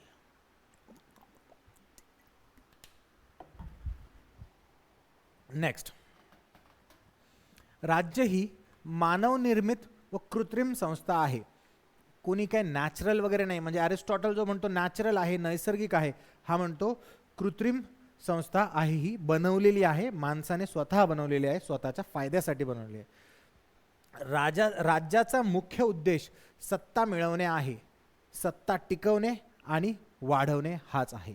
ठीक आहे, कुठल्याही राज्याचा एकच आहे की मला पॉवरमध्ये राहायचं आहे, सत्तेमध्ये राहायचं आहे, सत्ता टिकवून ठेवायची आणि माझी सत्ता वाढवत वाढवत जायची, हा नियम असतो. भ्रष्ट समाजासाठी त्यांनी जो कुठला भ्रष्ट समाज राहील त्यासाठी तो म्हटला की तिथे राजेशाही पाहिजे, राजाने कंट्रोल करायचं, आणि जिथे कुठे सद्गुणी समाज राहील तिथे तुम्ही प्रजासत्ताक किंवा रिपब्लिक टाका, म्हणजे लोकांच्या हातात पॉवर्स द्या, हक्क द्या, म्हणजे दोन्ही पण बोलतोय तो. ठीक आहे, झाला मॅकियावेली. मग नेक्स्ट आला थॉमस हॉब्स. थॉमस हॉब्स हा एक्झाममध्ये आलेला आहे 2023 मध्ये. थॉमस हॉब हा इंग्लिश स्कॉलर आहे, ब्रिटनचा आहे, इंग्लंडचा आहे, इथे लिहिलेलं असेल इंग्लंड, ग्रेट ब्रिटनचा तो आहे. थॉमस हॉब्सच्या वेळेला इंग्लंडमध्ये फेलोपेनोपियन वॉर प्लेटोच्या वेळेस ग्रेट रेव्होल्यूशन सुरू होतं. ग्रेट रेव्होल्यूशन हॉब्सच्या वेळेस ग्रेट रेव्होल्यूशन सुरू होतं, सगळे सगळ्यांना मारत होते. ठीक आहे, ज्यावेळेस हॉब्सचा जन्म झाला, हॉब्स म्हणतो I and fear were born together, म्हणजे ज्यावेळेस तो आईच्या पोटात होता त्यावेळेस स्पॅनिश सैनिक, स्पॅनिश आर्मडा त्यांच्या घरात घुसले आणि त्याची आई घाबरून त्याचा प्रीमॅच्युअर जन्म झाला होता हॉब्सचा, म्हणून तो म्हणतो I and fear were born together, म्हणजे मी भीतीसोबतच माझा जन्म झालेला आहे. म्हणजे त्याच्यासाठी जी त्यावेळेसचं जे समाज होतं ते काय होतं, कोणीही कोणालाही मारून टाकत होतं, केऑस होता सोसायटीमध्ये, राजा नाही, कोणी नाही, कोणाकडे पॉवर नाही, लोकांच्या हातात संपूर्ण पॉवर गेलेली होती. हॉब्स त्या हिशोबाने लक्षात ठेवा, एक व्यक्ती बनवा आणि त्याला तसं समजा तरच ऑब्जेक्टिव्ह एक्झाममध्ये तरच येईल, अदरवाईज सब्जेक्टिव्ह नाही आहे, लिहायचं म्हटल्यावर तुम्ही लिहित राहू शकतात, पण ऑब्जेक्टिव्ह आहे हा व्यक्ती म्हटलं की तुम्हाला ती स्टोरी आठवली पाहिजे जी मी सांगितली ती. ठीक आहे, म्हणजे तुम्हाला एलिमिनेट करता येईल ऑप्शन्स. सिद्धांत त्यांनी सामाजिक कराराचा सिद्धांत मांडला. हा पहिला व्यक्ती आहे ज्यांनी सामाजिक कराराचा सिद्धांत मांडलेला आहे. जो सामाजिक करार मी सुरुवातीला समजावून सांगितला की ज्या वेळेस नैसर्गिक स्थितीमध्ये आपण राहायचो त्यावेळेस पॉवर्स सगळ्यांकडे होती. मग दोन सांगितले मी लोक, एक भांडखोर आणि एक चांगले. तर भांडखोर ह्याला कसे वाटणार, ऑब्व्हियसली लोक भांडखोर वाटणार की चांगले वाटणार नैसर्गिक स्थितीमध्ये? भांडखोर वाटणार, कारण की ह्याचा ज्यावेळेस जन्म झाला त्यावेळेस भांडणच सुरू होते, म्हणजे याच्यावर जो परिणाम झाला आहे त्यावेळेसचाच झालेला आहे, म्हणून तो म्हणतो भांडखोर लोक होते. म्हणून त्याने काय केलं, त्याने सांगितलं की लोक मग सगळे एकत्रित आले आपला जीव वाचवण्यासाठी आणि त्यांनी सरकार बनवलं आणि जास्तीत जास्त पॉवर्स ज्या आहे लोकांच्या सगळ्या गव्हर्नमेंटला देऊन टाकल्या. ज्यावेळेस मी जास्तीत जास्त पॉवर्स म्हणतो त्यावेळेस लगेच आजच्या युगात पण यायचं आहे तुम्हाला. आज तुमच्याकडे बोलण्याचा अधिकार आहे, त्यावेळेस त्यांनी तोही देऊन टाकला आहे की काहीही बोलण्याचा अधिकार नाही, वायफळ काहीही बोलू शकत नाही, त्याने बरेच अधिकार तिथे देऊन टाकले. सो आजही आपल्याला जे जे अधिकार नाही आहे, फॉर एक्झाम्पल मला कोणाचा जीव घेण्याचा अधिकार नाही आहे, सो तो अधिकारही त्याने देऊन टाकला. अगोदर तोही होता. काही स्कॉलर्स येतात पुढे पुढे, आय थिंक J.S. मिल आहे वाटतं, तो म्हणतो की man should be force to be free, म्हणजे त्याला इतका अधिकार द्या तुम्ही की त्याला फोर्स करा तुम्ही अधिकार घेण्यासाठी. जर तो कुठे चालला आहे एखाद्या ब्रिजवरतून आणि त्याला माहिती आहे तो ब्रिज वीक आहे आणि तो पडून आपण मरणार आहे, तरीही त्याला जाऊ द्या, त्याला मरू द्या, कारण की ती त्याची इच्छा आहे, असं तो म्हणतो. इथपर्यंत ते पुढे जातात फ्रीडमच्या बाबतीत. दॅट्स फाईन, तो नाही चालू आता हॉब्स चालू आहे, बघू. J.S. मिल दिलेला पण नाही मी तुम्हाला, तो नाही पण आहे तुम्हाला. तो सामाजिक करार, मग त्याने सांगितलं की लोक एकत्रित आले आणि गव्हर्नमेंटला पॉवर दिला, त्यालाच तो म्हणतो सामाजिक करार, त्याला इंग्लिशमध्ये म्हणतात सोशल कॉन्ट्रॅक्ट. परिपूर्ण निरंकुश सार्वभौम सरकार राहील. ठीक आहे, सोशल कॉन्ट्रॅक्ट थिअरी, ॲब्सोल्यूट सॉव्हरॅनिटी राहील, परिपूर्ण सॉव्हरॅनिटी राहील कोणाला, गव्हर्नमेंटला, बरं का, गव्हर्नमेंटला सगळे पॉवर राहील. गव्हर्नमेंट इज अ लेवियाथन म्हणतो. हा लेवियाथन नावाचं त्याचं पुस्तक पण आहे. लेवियाथन नावाचा एक प्राणी आहे मोठा, म्हणजे तो पुस्तक काय म्हणतात त्याला, ॲक्च्युली नाही आहे तो, पण एका पुस्तकांमध्ये त्याला आपण म्हणतो ना स्टोरीजमध्ये आहे तो, ठीक आहे. तो लेवियाथन नावाचा एक प्राणी आहे. तर तो म्हणतो स्टेट इज अ लेवियाथन, म्हणजे राज्य हे सगळ्यात मोठं आहे, सगळ्या पॉवर्स राज्याकडे आहे. कंटेम्पररी छत्रपती शिवाजी महाराज यांचे कंटेम्पररी होते हॉब्स. शहाजहान, औरंगजेब यांच्या कंटेम्पररी होते, यांच्या काळात हे होते. राज्याला तो काय म्हणतो, निसर्गावस्थेत सततच्या मृत्यूच्या भयापासून वाचण्यासाठी माणसाने सामाजिक करारातून राज्य म्हणजेच लेवियाथन निर्माण केले, सगळे पॉवर्स राज्याकडे दिले. सार्वभौम शासकाची इच्छा हेच संविधान, म्हणजे संविधान असायला पाहिजे की नसायला पाहिजे म्हणतो तो, हा सेम प्लेटो सारखा बोलतोय. काय, सार्वभौम शासकाची इच्छा हेच संविधान आणि कायदा आहे. जोपर्यंत शासक जीवाचे रक्षण करतो तोपर्यंत जनतेला संविधानाविरुद्ध बंड करण्याचा अधिकार नाही. पण जीवाचा अधिकार म्हणजे राईट टू लाईफ ही सगळ्यात मोठी आहे म्हणतो तो. बाकी तुम्हाला कुठल्याच अधिकाराची गरज नाही, जिवंत राहण्याच्या अधिकाराची गरज आहे. पण ज्या दिवशी तुमचं जीवन धोक्यात येईल त्या दिवशी तुम्ही स्टेट किंवा राज्याच्या विरुद्ध तुम्ही बंड करू शकतात. नेक्स्ट आहे जॉन लॉक. 2-3च राहिलेत. जॉन लॉक कुठला आहे बघा, इंग्लंड, ब्रिटन, सेम हॉब्सच्या तिथलाच येतो. ठीक. सिद्धांत नैसर्गिक हक्कांचा सिद्धांत, नॅचरल राईट्स बद्दल बोलतोय. नैसर्गिक हक्क म्हणजे कोणते, राईट.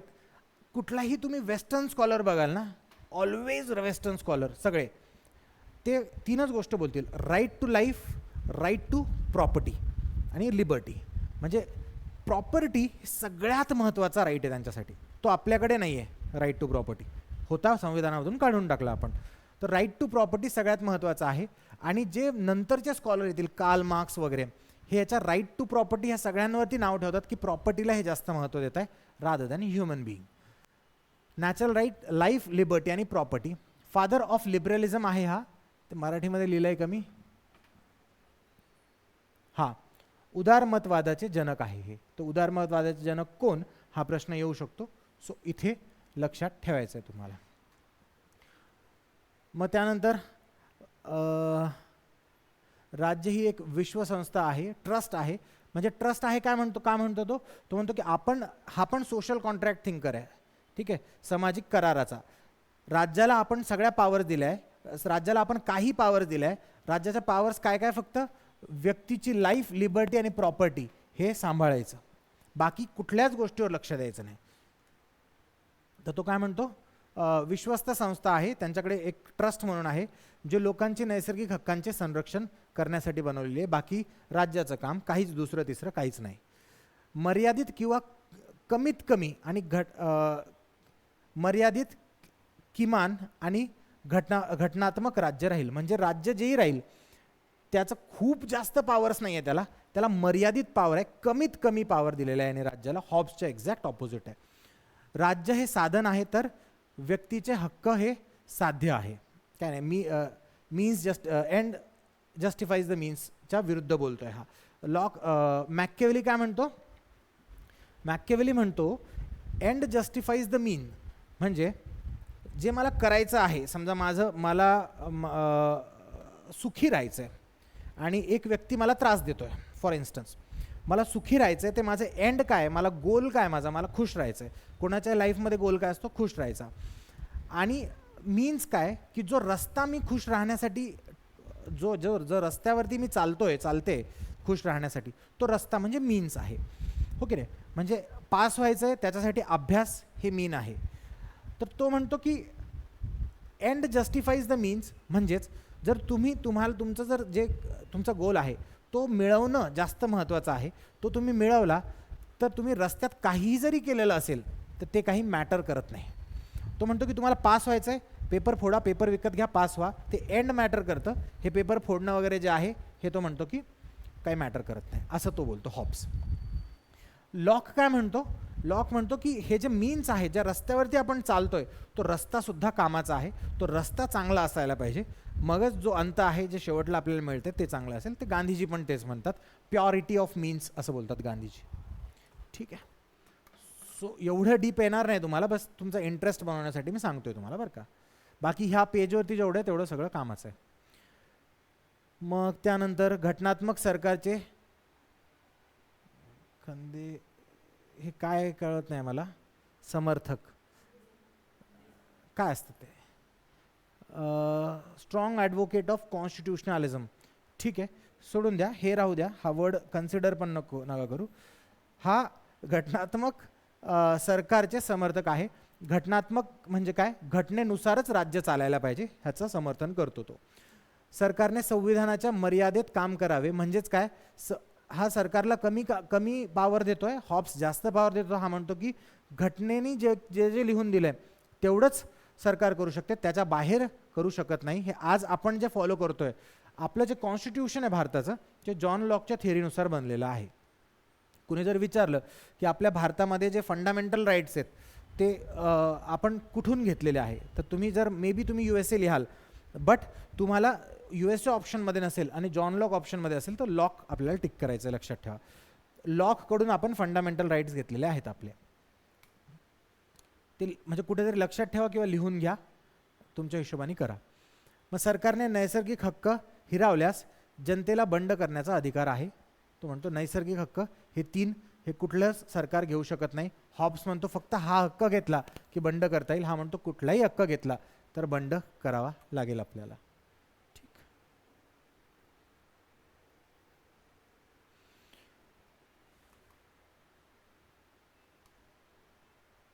तेच लिहिलं इथे, government must operate within the limits of the law. If the constitutional government violates natural rights, people have right to revolt. Rousseau हा पण आलेला आहे 2023 मध्ये. हा कुठला आहे, जेनेवा स्वित्झर्लंड किंवा फ्रान्स. ठीक आहे, तर ते फ्रान्सचं जे तुम्ही उत्तर दिलं होतं तर रूसोचं होतं ॲक्च्युली, हॉब्सचं नाही. सामूहिक इच्छा, लोकप्रिय सार्वभौमत्व म्हणजेच जनरल विलबद्दल बोलतो तो. तो म्हणतो की कॉन्स्टिट्यूशन असो, राज्य असो, सरकार असो, हे जनरल विल म्हणजे सगळ्यांची जे म्हणणं आहे त्यानुसार असायला पाहिजे असं म्हणतो तो. ठीक आहे. रूसोला आय थिंक कशाचा तरी जनक म्हणतात, ते उद्या सांगेल, मी इथे लिहिलेलं नाही बट आठवलं मला आत्ता. ना ते तर आहेच.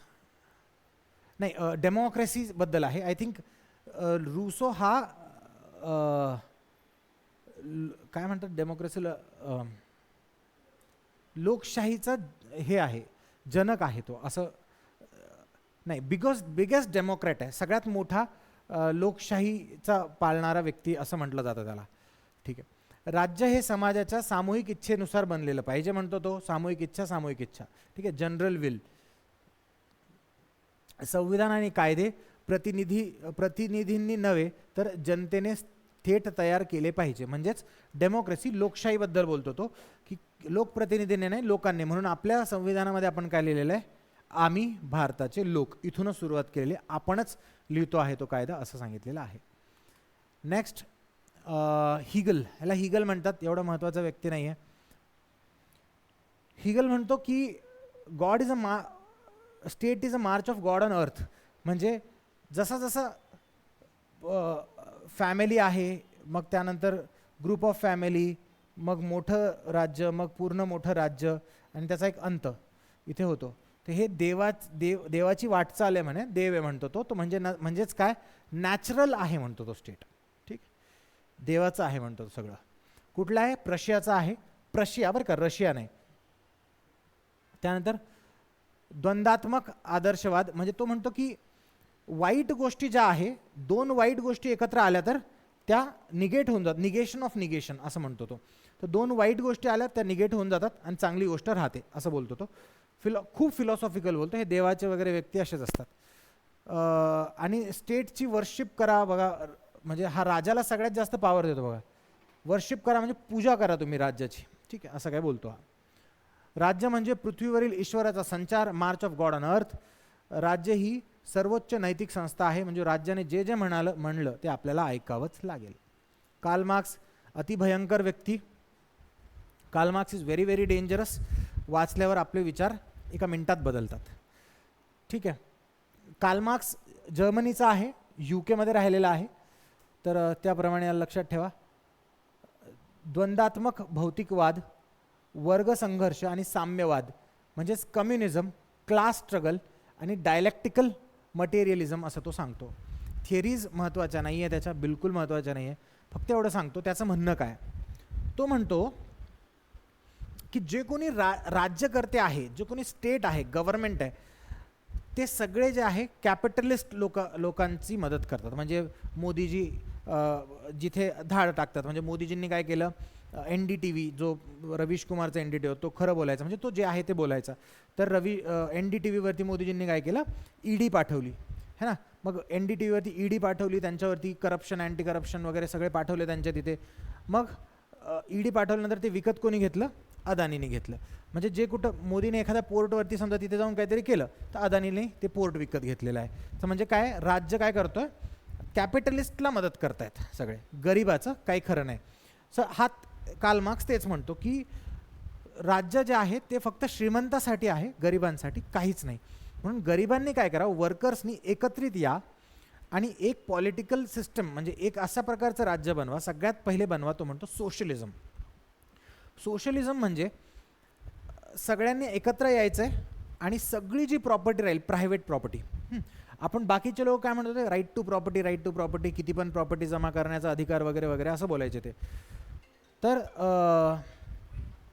त्यांच्या विरुद्धात जाऊन हा काय म्हटला की कोणाकडेच काहीच प्रॉपर्टी राहणार नाही, सगळी प्रॉपर्टी सगळ्यात पहिले जमा करायची आणि राज्याची, सरकारची प्रॉपर्टी बनेल ती.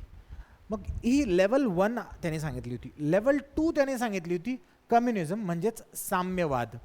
कम्युनिझम म्हणजे तो काय म्हटला होता, आता कुणीच बळजबरी काम करायचं नाही, ज्याला जे येतं त्याने ते काम करायचं, ज्याला झोपा वाटतं त्याने दिवसभर झोपून राहायचं, ठीक आहे. ज्याला तुला जे पाहिजे ते सरकार तुला आणून देणार, असं तो म्हणायचा. आता ही 3rd लेवल होती कम्युनिझम. आत्तापर्यंत ह्याचे विचार मानणारे भरपूर लोक आहेत, बट ह्याचं जे स्टेट होतं, फायनल लेवल जी होती, ती फायनल लेवल अजून अचीव झालेली नाही. काय, याची फायनल लेवल अचीव झालेली नाही आहे. म्हणजे कम्युनिझम जे यांनी सांगितलं ते कधी आलंच नाही. सोशलिझमवरतीच सगळे थांबले. फॉर एक्झाम्पल चायना सोशलिझम आहे, कम्युनिझमकडे जाऊ शकलं नाही. रशिया सोशलिझम आहे, कम्युनिझमकडे जाऊ शकलेलं नाही. मग रशियाच्या आजूबाजूला जे रोमेनिया वगैरे स्टेट्स आहेत ते कम्युनिझम कधी होऊ शकले नाही, सोशलिझमवर थांबले, असं याचं म्हणणं होतं. आणि कसं, तर तो म्हणतो की जन्म, कुठल्याही गोष्टीचा जन्मच रक्ताने होतो, असं तो म्हणतो. कुठल्याही व्यक्तीचा जन्म होत असला तर तिथे रक्त असतं. तर म्हणजे तो म्हणतो की आपल्याला जर कम्युनिझम आणायचं तर त्याचा साधारण बदल करून नाही आणायचं, जे कॅपिटलिस्ट आहेत सगळ्यांना मारून टाकायचं, आणि असं तसं नाही मारायचं, रक्त निघालं पाहिजे असं मारायचं, आणि मग त्या रक्तातून एक नवीन सिस्टम तयार होईल, कम्युनिझम. ह्याचे रशियामध्ये रेव्होल्युशन झाले, फ्रान्समध्ये रेव्होल्युशन झाले, सगळीकडे रेव्होल्युशन झाले याच्या विचारांमुळे, बट एक्झॅक्ट कम्युनिझम कधी एस्टॅब्लिश होऊ शकलं नाही. कोण होतं याचं कंटेम्पररी, महात्मा ज्योतिराव फुले, दयानंद सरस्वती, दादाभाई नौरोजी, 1857च्या उठावाच्या आसपासचे सगळे लोक, ठीक. मग राज्य हे भांडवलदारांच्या हातातील एक साधन आहे. ऑब्व्हियसली भांडवलदार, कॅपिटलिस्ट यांच्या हातातलं एक साधन आहे, जसं त्यांना वाटेल तसं राज्य चालेल. फॉर एक्झाम्पल तुम्ही बघत असाल की इस्रायलला USA, म्हणजे सगळ्या गोष्टी कनेक्ट करायला शिका. इस्रायलला USA का सपोर्ट करत आहे, कारण की USA मध्ये जेवढे भांडवलदार आहे ते सगळेचे सगळे इस्रायलचे आहे. ते जर त्यांनी जर आपला पैसा काढून घेतला USA मधून तर USA खोकलं होऊन जाईल. सो USA जे चालतं आहे ते इस्रायलच्या पैशांमुळे चालतं आहे आज, म्हणून USAला इथे मदत करणं बाध्य आहे. यांनी जे म्हटलं ते अमेरिका करेलच, ठीक आहे, असं आहे. तर ते लोक भयंकर हुशार असतात इस्रायलीज. तो भांडवलदारांच्या हातातील साधन आहे, ज्याचा वापर कामगारांचे शोषण करण्यासाठी केला जातो. नेचर ऑफ स्टेट कसं आहे, राज्य कसं आहे म्हणतो तो, राज्य ही एक वर्गीय शोषणाची संस्था आहे. म्हणजे एक अशी संस्था आहे की खालच्यांचं शोषण करतायत ते, फक्त याचं काम आहे राज्याचं, बाकी दुसरं काही काम नाही आहे. मदत करणं, वेलफेअर करणं काहीच नाही. क्रांतीनंतर राज्य संस्था लयास जाईल, म्हणजे विदर अवे, म्हणजे मिटून जाईल. म्हणजे जर ही क्रांती आली, कम्युनिझम आलं, तर राज्य नावाची काही गोष्ट राहणारच नाही, ठीक आहे. भांडवलशाही संविधान हे शोषणाला कायदेशीर ठरवणारे ढोंग आहे. तो म्हणतो संविधान जे बनवलंय तुम्ही हे काही खरं नाही आहे, हे फक्त एक ढोंग आहे, नाटक आहे. साम्यवादी समाजात संविधानाची आणि राज्याची गरज उरणार नाही. म्हणजे कम्युनिझममध्ये संविधानही नाही, राज्यही नाही, काहीच नाही. किती राहिले? झालं.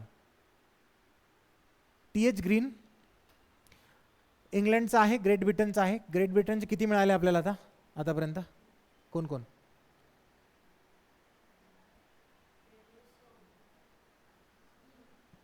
हा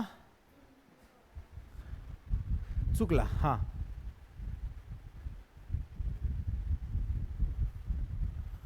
ब्रिटनचे कोण कोण मिळाले? लक्ष इंटरेस्टिंग वाटत नाही का हे? अवघड आहे नाव. सोपं आहे. हॉब्स, लॉक आणि हा टी.एच. ग्रीन. बरं, ह्यांची थिअरी तर कळतीये ना? थिअरी कळते, मग नावासोबत लिंक करून घ्या. पहिल्यांदा तर अवघडच जातील ऑब्व्हियसली. ज्यांनी परीक्षेमध्ये वाचले त्यांचं काय झालं असेल 23मध्ये, ते तुमचं होणार नाही नंतर. ठीक आहे. तो म्हणतो सकारात्मक स्वातंत्र्य, कल्याणकारी राज्य, positive liberty, welfare state. Welfare state म्हणजे आज आपण ज्या स्कीम्स वगैरे चालवतो त्याला वेलफेअर स्टेट म्हणतात, एवढंच लक्षात ठेवा. म्हणजे लोकांच्या भल्यासाठी राज्य काम करेल. त्यानंतर तो म्हणतो पॉझिटिव्ह लिबर्टी, म्हणजे याचा अर्थ तुम्ही असं सोडून द्याल सगळ्यांना असं नाही आहे. पॉवर तुमच्याकडे, हक्क काहीच नाही आहे. तो म्हणतो काय काय म्हणतो लक्षात ठेवा. जनतेकडे काहीही हक्क नाही आहे, जसे आपल्याकडे काहीच हक्क नाही. तुम्हाला वाटतात आपल्याकडे हक्क आहे, जनतेकडे तेच हक्क आहे जे संविधानामध्ये लिहिलेले आहे. सो पॉझिटिव्ह राईट्स म्हणजे rights in the presence of state असं म्हणतात त्याला इंग्रजीमध्ये. राज्याचा अस्तित्व असतानाचे हक्क म्हणजेच rights in the presence of state म्हणजेच पॉझिटिव्ह राईट. राज्य जिथे आहे तेच राईट आहे तुमचे, राज्य जिथे नाही आहे ते राईट नाही आहे. म्हणजे ज्या गोष्टीबद्दल कायदा नाही आहे ते तुमचे हक्क नाही आहे असं तो म्हणतो. कॉन्टेम्पररी न्यायमूर्ती रानडे, महात्मा ज्योतिराव फुले. राज्याचा पाया काय आहे? बळ. बळ नसून म्हणजे फोर्सफुली आपण करतो ना, फोर्स नाही आहे, बळ नाही आहे, जनतेची इच्छा हे आहे. राज्याचे काम मानवी विकासातील अडथळे दूर करणे आहे. ठीक आहे. विल नॉट द फोर्स हे त्याचे एक्झॅक्ट वर्डिंग आहे. Will not the force is the basis for state. The state's job is to hinder the hindrances. म्हणजे जे काही अडथळे येतील ते अडथळे काढून टाकायचे, हे राज्याचं काम आहे. अजून एक खतरनाक व्यक्ती, हा व्यक्ती म्हणतो फेडरिक हायेक. हा पण आलेला आहे तुम्हाला 2023च्या प्रश्नपत्रिकेमध्ये. हायेक नाव दिलेलं होतं तुम्हाला. हा ऑस्ट्रेलियन आहे, याला अँग्लो ऑस्ट्रेलियन तसं लिहिलेलं होतं. तर बघा ऑस्ट्रेलियन आहे, UK आणि USA दोन्हीकडे राहिलेला आहे. ठीक आहे. तो अँग्लो ऑस्ट्रेलियन आहे असं लक्षात ठेवा. ठीक. तर हा म्हणतो की राज्याचं काम ॲज अ नाईट वॉचमॅन, हाच म्हणतो तो. निओ लिबरल ह्या पहिली गोष्ट. तर जे अगोदर होते लिबरल होते, ते म्हणतो राज्याचं काम आहे की व्यक्तीची प्रॉपर्टी, लाईफ आणि लिबर्टी सांभाळून ठेवायची. हा म्हणतो की राज्याचं तेही काम नाही, राज्याचं काम फक्त लक्ष द्यायचं, कुठल्याही कोणालाही कितीही पैसा कमवण्यापासून थांबवायचं नाही, गरिबासाठी कुठलीही स्कीम सुरू करायची नाही. गरीब हा गरीब आहे कारण की तो आळशी आहे असं म्हणतो तो. Rich people are rich and because of their efforts and poor are poor because of their laziness असं बोलतो तो.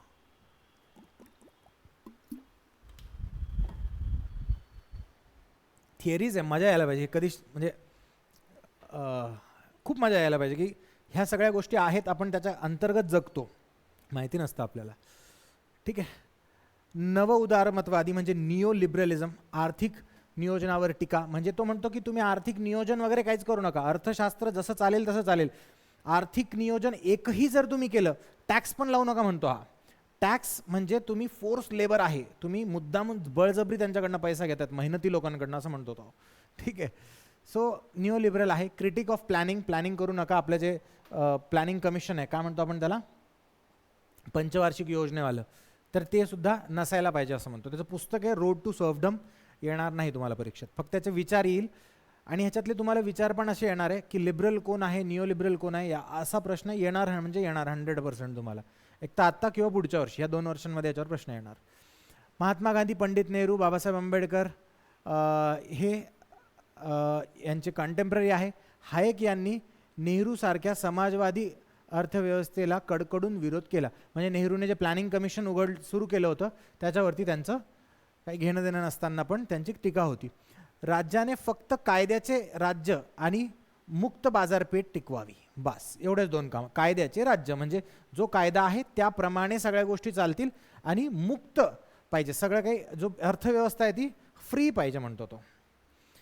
राज्याने केलेले आर्थिक नियोजन हुकुमशाहीकडे नेते असं तो म्हणतो. संविधानाचा मुख्य उद्देश सरकारच्या सत्तेवर मर्यादा घालणे आणि मुक्त बाजारपेठेचे संरक्षण करणे असं म्हणतो तो. ज्याला जसा बिझनेस करायचा त्याला तसा बिझनेस करू द्या, ज्याला जितके पैसे कमवायचे तसं करू द्या. तो आहे हायक. चौथा लास्ट आहे रॉबर्ट नॉझिक. सेम त्याचे विचार हायक सारखेच आहे. अमेरिकेचा आहे राज्य हे फक्त एका पहारेकऱ्यासारखे. नाईट वॉचमॅन, पहारेकरी वॉचमॅन काय म्हणतो मोदी, मैं चौकीदार हूँ है ना, तेच म्हणतो हा म्हणतो की राज्य हे फक्त पहारेकऱ्यासारखे नाईट वॉचमॅन आहे फक्त तो. गरिबांना देण्यासाठी श्रीमंतावर कर लावणे म्हणजे एक प्रकारची सक्तीची मजुरी आहे. कर पण लावायचा नाही, टॅक्सेस लावायचे नाही श्रीमंतावरती. वाटतंय की आजच्यासारखी गव्हर्नमेंट तसं आहे. ठीक आहे. State should be mere a night watchman. Any taxation on wealth redistribution is akin to a forced labor. म्हणजे तुम्ही एकही रुपया जर त्यांच्याकडनं घेताय तुम्ही जबरदस्ती घेताय, फोर्स लेबर आहे, सक्तीची मजुरी आहे. संविधानाने कल्याणकारी योजनेवर पूर्ण बंदी घालावी. म्हणजे एकही MG नरेगा जे काही स्कीम्स असेल त्या पूर्ण काढून टाका म्हणतात ते. तर MSP वगैरे जसे काढणार होतो आपण सरकार एकेकाळी. संविधानाने व्यक्तीचे मालमत्तेचे हक्क पूर्णपणे अबाधित ठेवावे, त्यावर कुठलाही बाध आला नाही पाहिजे असं रॉबर्ट नॉझिक म्हणतो. ठीक, इथे झाले तुमचे स्कॉलर्स.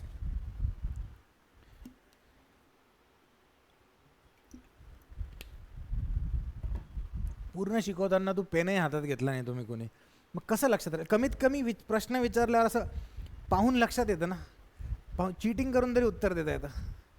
आम्ही करायचं ते. चालेल, थोडं पुढे जाऊया. एक 5-10 मिनिटांनी संपवू. सगळ्यात महत्त्वाच्या संकल्पना म्हणजे 3. आज आपण बेसिक घेतो का, क्रूड. 3 महत्त्वाच्या संकल्पना: राज्यशास्त्र, राज्यव्यवस्था आणि राजकारण. ह्या 3 गोष्टींमध्ये काय फरक आहे? राज्यशास्त्र म्हणजे काय? शास्त्र लिहिलं आहे, सायन्स आहे. कधीच मी बघितलं MPSCचे सगळे स्टुडंट, ऑलमोस्ट 90% स्टुडंट काय करतो, पॉलिटिकल सायन्सचा अभ्यास. तो वाचत इंडियन पॉलिटी असतो पण तो पॉलिटिकल सायन्स म्हणतो. आजच्या नंतर आपण म्हणायचं नाही, कारण पॉलिटिकल सायन्स वेगळं आहे. हे प्रामुख्याने राजकीय सिद्धांत आहे. जे थिअरीज आपण आत्तापर्यंत बघितल्या त्या आहे पॉलिटिकल सायन्स. ठीक आहे. राजकीय व्यवस्था, राजकीय कृती, घडामोडी, राजकीय विचार, पॉलिटिकल थॉट्स जे आपण बघितले आतापर्यंत, आणि राजकीय वर्तन, कोणी कसं वागावं, काय वागावं हे स्कॉलर्स सांगतात. ते यांच्या शास्त्राशी, यांच्या शास्त्रीय अभ्यासावर आणि विश्लेषणावर भर दिला जातो. मग राज्यव्यवस्था म्हणजे काय? आता जे आपण वाचतो पॉलिटी, याचा संबंध शासनाचे स्वरूप किंवा शासन प्रणालीशी येतो. म्हणजे सिस्टम ऑफ गव्हर्नमेंट म्हणजे कसं सिस्टम आहे. कार्यकारी मंडळ, कायदे मंडळ, न्याय मंडळ यांचे कोणकोणते कामं, काय काय कामं आहे हे डिस्ट्रीब्युशन करून देतं. कधीही पॉलिटीची डेफिनेशनमध्ये एक शब्द मात्र नक्की येणार, तो आहे सिस्टम. ठीक आहे. एक सिस्टम तयार करतो तो वरतून वरचं, आणि एक स्ट्रक्चर, आणि त्याचं स्ट्रक्चर कसं राहील खालून वरपर्यंत एक्झॅक्ट ते सांगतो इंडियन पॉलिटी. ठीक आहे. म्हणून आपण इंडियन पॉलिटी म्हणतो, त्याच्यासमोर इंडियन शब्द लावतो. म्हणजे आपण कॉन्स्टिट्यूशनचा अभ्यास करतो का, संविधानाचा? हो, पण संविधानामध्येही त्याच्या संविधानाची रचना कशी आहे त्याचा अभ्यास करतो. हा आपला सिलेबस आहे इंडियन पॉलिटीचा. तुम्ही म्हणाल सर इंडियन पॉलिटीच्या सिलेबसमध्ये येत नाही, ते का शिकवलं? कारण की MPSCने प्रश्न विचारला. ठीक आहे. बाकी मी इंटरेस्टेड नव्हतो, नाहीतर मला काय, मी आजच्या आज ऐतिहासिक पार्श्वभूमी संपवू शकलो असतो, बट दिस वॉज इम्पॉर्टंट. मी सगळे पुस्तकं पाहिले, फक्त लक्ष्मीकांतमध्ये दिलेलं आहे थोडंसं, बाकी कुठल्याच पुस्तकामध्ये एवढं इन डिटेल दिलेलं नाही स्कॉलर्स. आणि पॉलिटिक्स म्हणजे काहीच नाही. पॉलिटिक्स म्हणजे आपण म्हणतो काय पॉलिटिक्स खेळतो रे, ना, आपण म्हणतो हा खूप पॉलिटिक्स खेळतो, हा खूप पॉलिटिक्सवाला व्यक्ती आहे. म्हणजे राजकारण ॲज इन तुम्ही सत्तेत जाणार राजकारण नाही, सत्ता मिळावी कुठल्याही गोष्टी. सत्ता म्हणजे पॉवर. तर मला घरातल्या घरात जरी पॉवर मिळवण्याची, जे कुठल्या तरीकेने मी वागतोय, मी राग करेल, मी आरडाओरडा करेल, है ना, तर ते सत्ता मिळवण्याचं एक माझी टेक्निक आहे, ते काय, पॉलिटिक्स आहे. ठीक आहे. सो पॉलिटिक्स काय, सत्ता प्राप्त करण्यासाठी आणि ती अबाधित ठेवण्यासाठी, परत त्याच्यावर कोणी बाद आणला नाही पाहिजे, टिकवून ठेवण्यासाठी राबवल्या जाणाऱ्या कृतीला, हालचालीला आणि धोरणाला पॉलिटिक्स, पॉलिसीज नाही, पॉलिटिक्स असं म्हणतात. हे आहे 3 डिफरन्स पॉलिटिक्समध्ये आणि याच्यामध्ये. ठीक, एवढं झालं. आता जर मी एक प्रश्न विचारला तुम्हाला की समजा तुम्हाला विचारतो, तुम्हाला जे काही तलाठी असेल, काही असेल, का बनायचं आहे, त्याचं उत्तर काय आहे तुमचं? ओके, तुला का स्वावलंबी, म्हणजे तेच सेम झालं. तुम्हाला ड्रीम आहे, म्हणजे एक टार्गेट आहे, पण ते बनल्यानंतर का, म्हणजे का व्हायचं आपल्याला, काय असं ड्रीम आहे. तर मग ड्रीम तर तुमचं आपलं काही असू शकतं. स्वावलंबी तुम्ही फक्त आणि फक्त हे सरकारी नोकरीने नाही होणार, तुम्ही बिझनेस टाकला तरी तुम्ही स्वावलंबी आहात. तुझ्याकडे इंडिपेंडेंट व्हायचे, तू बिझनेस टाक, तू स्वावलंबी होशील, है ना. ड्रीमबद्दल तर काय, ड्रीम तर कशाचंही असू शकतं, पण हेच का, म्हणजे गव्हर्नमेंट सर्व्हिसेसच का? हां, ओके, पैसा म्हणजे इन शॉर्ट, है ना, सेफ साईड आहे, पैसा आहे, मग आपण डाकू बनू शकतो सगळ्यात मोठा, भयंकर पैसा, भयंकर सेफ साईड, है ना, पैसा तर आहेच. अजून काही उत्तर सुचतं आहे? हां, हेच दिलं, याचंच उत्तर आहे. शाश्वती म्हणजे आहे, तुम्हाला शाश्वती मिळते की बाबा हे कंटिन्युअसली चालू राहील, सस्टेनेबल आहे. अजून काही विचार? पैसा आहे, समाजासाठी वगैरे काम करणं कोणाचं नाही का? नाही, तुम्ही क्लर्क नाही बनताय, म्हणजे तुम्ही क्लर्क बनाल त्यावेळेस समाजासाठी तुम्ही काही नाही करू शकत. एका चेअरवरती जाऊन बसायचं फक्त दिवसभर खटखटखट. तुम्ही समाजासाठी काहीतरी करू शकतात, हा एक उत्तर असतं, मिळत असतं मला जनरली. UPSCमध्ये खूप उत्तरं मिळतात, म्हणजे 500-600 स्टुडंट्सचा वर्ग असतो, तिथे भरपूर उत्तरं मिळतात. तुमचे उत्तरं होतेच, छान होते. मेन एम असतो आपला, गोल असतो, तो आहे पॉवर मिळवण्याचा. पॉवर, तर की बाबा माझ्याकडे, म्हणजे मी लोकांसाठी काहीतरी करू शकेल, तर मग लोकांसाठी काहीतरी करायचं तर तू NGO सुद्धा उघडू शकतोस. But rather than choosing for an NGO, तुम्ही काय करताय, तुम्ही म्हणताय की मला हे पद पाहिजे.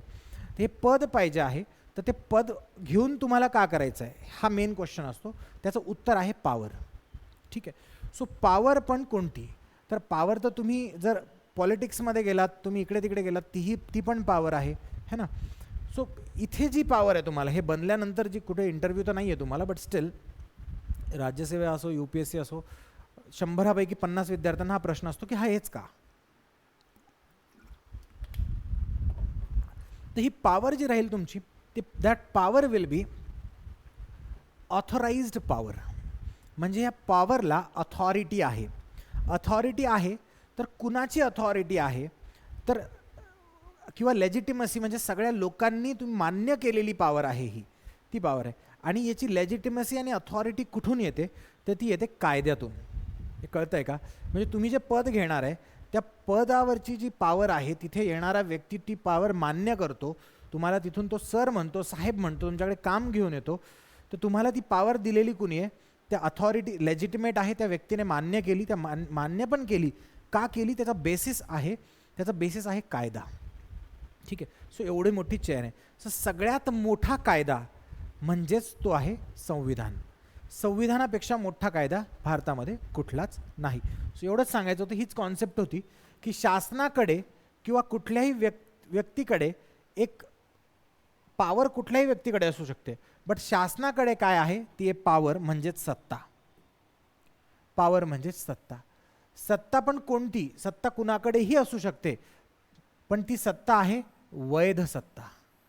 वैध म्हणजे अधिमान्य, सगळ्या लोकांनी मान्य केलेली, त्यालाच इंग्रजीमध्ये म्हणतात लेजिटिमेट पॉवर. वैध सत्ता म्हणजेच प्राधिकार. प्राधिकार म्हणजेच ऑथॉरिटी.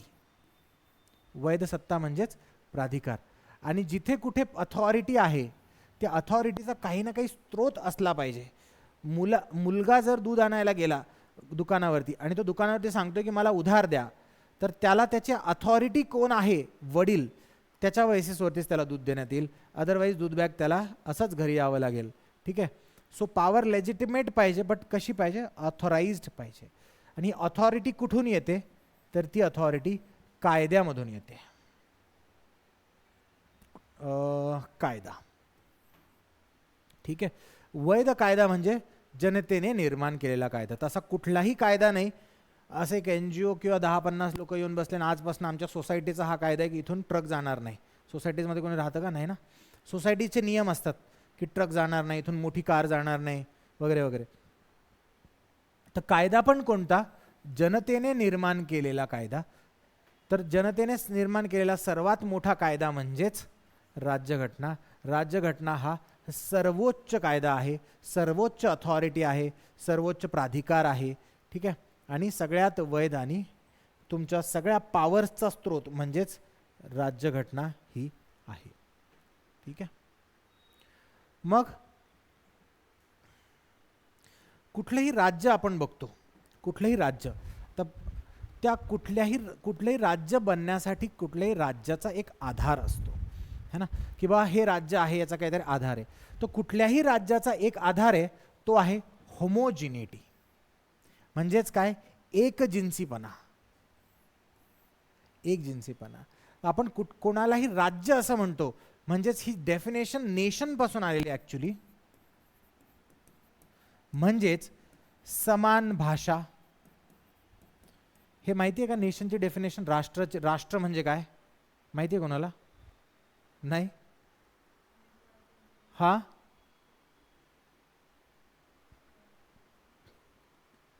समान भाषा, समान इतिहास, समान भूभाग, GSTP, आणि लोक, पीपल. हे सगळं जर सारखं असेल त्याला आपण राष्ट्र म्हणतो. भारतामध्ये भाषा वेगवेगळ्या आहे, इतिहास वेगवेगळा आहे, कुठे पुढे येऊन इतिहास सारखा झाला. भूखंड आपला सगळा सेम नाही आहे. आपल्याकडे कुठे हिमालय आहे, कुठे समुद्र किनारा आहे, तर भूखंडही सारखा नाही. आणि पीपल पण वेगवेगळे आहे, जाती प्रथा आहे. तर भारत राष्ट्र नाही आहे का? मग एका व्यक्तीने सांगितलं होतं India is nation in making. पुस्तकच हे.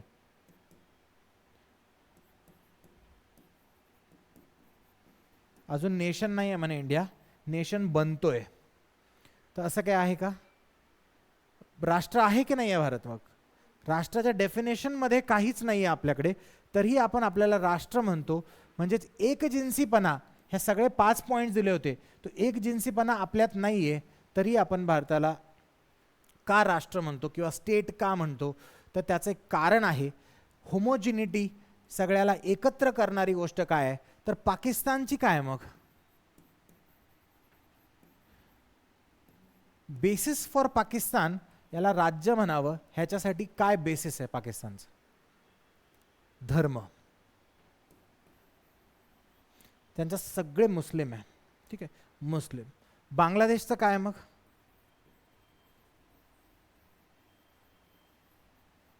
बांगलादेशचा त्याला आपण राज्य म्हणावं याचं बेसिस काय? धर्मच आहे. कसा बनला बांगलादेश? हा, का झाली फाळणी? काय बेसिसवरती आपण वेगळं केलं बांगलादेशला? भाषा. बंगाली. तर भाषा किंवा लँग्वेज,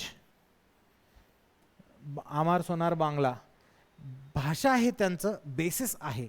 तसं भारताचं बेसिस काय ॲज अ नेशनसाठी? वेगळेपणा आहे, पण होमोजिनिटी पाहिजे, एकत्रीकरण. होमोजिनिटी कोणती गोष्ट एकत्र आणते आपल्या सगळ्यांना? Very good. सो भारताचं जे इंडियाचं basis for being an state, ते फक्त आणि फक्त इंडियन कॉन्स्टिट्यूशन आहे, संविधान आहे. संविधान हे बेसिस आहे, ठीक आहे, आपला भारत बनण्यासाठी.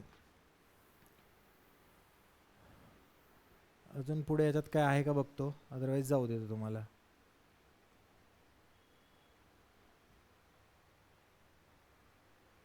आहे करायचं की काय करायचं, घ्यायचं ना, प्रॉब्लेम नाही ना काय तुम्हाला पण नाही, ठीक चालेल. मॅडम आहे. सो सगळ्यात पहिले संविधान म्हणजे काय, मी इथे लिहिलेलं आहे की हा देशाचा मूलभूत कायदा आहे, फंडामेंटल लॉ आहे. कुठे प्रश्नाला लक्षात ठेवा, MPSC मी ॲक्च्युली सांगतो तुम्हाला खूप क्रिटिसिझम झाले 2013-14 मध्ये ज्यावेळेस मी पहिल्यांदा पेपर दिला होता, त्याच्यानंतरपासून MPSC खूप सुधारलेली. आम्हाला क्वेश्चन होता की 10 नंबर जर्सी कोणाकोणाची आहे, है ना, तर MPSC सुधरत चाललेली आहे. कॉन्सेप्च्युअल क्वेश्चन्स किंवा लॉजिकल क्वेश्चन्स तुम्हाला इथून पुढे एक्सपेक्ट करावं लागेल. मी सांगतो मागचा पेपर जो झाला आहे MPSC राज्यसेवेचा पण तुमचा पण, ग्रुप बीच्या पेपरमध्ये जवळपास 25 क्वेश्चन्स असे होते जे कॉन्सेप्च्युअल होते, फॅक्च्युअल होते, बाकी कोण कुठे काय म्हटलं, हे वाक्य कोणी म्हणलेलं आहे. अभ्यास करणारे खूप रट्टा मारणाऱ्या मुलांसाठी फायदा, बट जे लॉजिक लावून अभ्यास करतात त्यांच्यासाठी फायदा नव्हता. बट 25 प्रश्नांचा फायदा झाला. राज्यसेवेमध्ये पण भरपूर क्वेश्चन होते. तुमचं काम काय, ह्या गोष्टी लक्षात ठेवायची की भारताचा मूलभूत कायदा कोणता, भारत देशाचा मूलभूत कायदा कोणता, तर ते आहे संविधान, जो देशाचा शासन कारभार चालवण्यासाठी पायाभूत चौकट प्रदान करतो. हा कायदा शासनाच्या तीन अंगाचे अधिकार आणि जबाबदाऱ्या निश्चित किंवा स्पष्ट करतो. 3 अंग आहे. कुठल्याही गव्हर्नमेंटचे 3 अंग असतात, इंडियन गव्हर्नमेंटचे सुद्धा 3 अंग आहे. तर पहिलं अंग म्हणजे कायदेमंडळ, लेजिस्लेचर. त्याचं काम काय, कायदा निर्मिती करणे, जे लोकप्रतिनिधींचे बनलेले असते, त्यामध्ये कोण असतात, लोकप्रतिनिधी असतात आणि ते कायदा बनवतात. कार्यकारी मंडळ, एक्झिक्युटिव्ह, म्हणजे कायदा जो बनलेला आहे त्याचे पालन करणं किंवा त्याचे अंमलबजावणी करणं, इम्प्लिमेंटेशन करणं, हे कार्यकारी मंडळाचं काम आहे. हे मी नंतर समजवेल मंत्री वगैरे काय असतात, पुढे येईल त्यावेळेस शिकवेल मी हे पूर्ण, ठीक आहे. न्यायमंडळ म्हणजे ज्युडिशरी, त्यांचं काम काय की कुठलाही कायदा बनवला तो संविधानाच्या चौकटीच्या बाहेर जात असला तर त्याच्यावर अंकुश लावणे, तो संविधानाच्या चौकटीत आणणे, है ना. एक्झाम्पल स्टार्टिंगला तू नव्हतीस पण आपण स्टार्टिंगला बोललो की एक घटना दुरुस्ती आहे, नॅशनल ज्युडिशियल अपॉइंटमेंट कमिशन म्हणतो आपण त्याला, 99वी घटना दुरुस्ती, तर ती संविधानाच्या चौकटीच्या बाहेर चालली होती म्हणून कोर्टने सांगितलं ती काढून टाका, आपण कमी करून टाकली. त्याचप्रमाणे हे आहे ज्युडिशरीचं काम आहे काय की शासनाच्या इतर अंगावरती नियंत्रण ठेवणे, अंकुश ठेवणे आणि विवादांचे निवारण करणे, ठीक आहे. सो डिलिनिएट्स पॉवर्स अँड रिस्पॉन्सिबिलिटी, इंग्रजीवाल्यांनी हे वाचून घ्यायचं आहे, ठीक आहे. सो एवढं काम आहे कॉन्स्टिट्यूशनचं. आता कॉन्स्टिट्यूशनच्या काही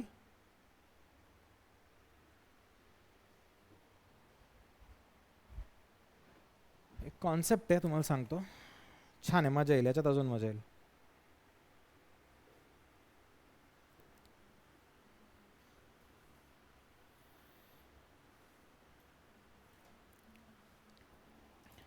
कुठल्या, आता जर असा प्रश्न आला, संविधानाची आत्मा,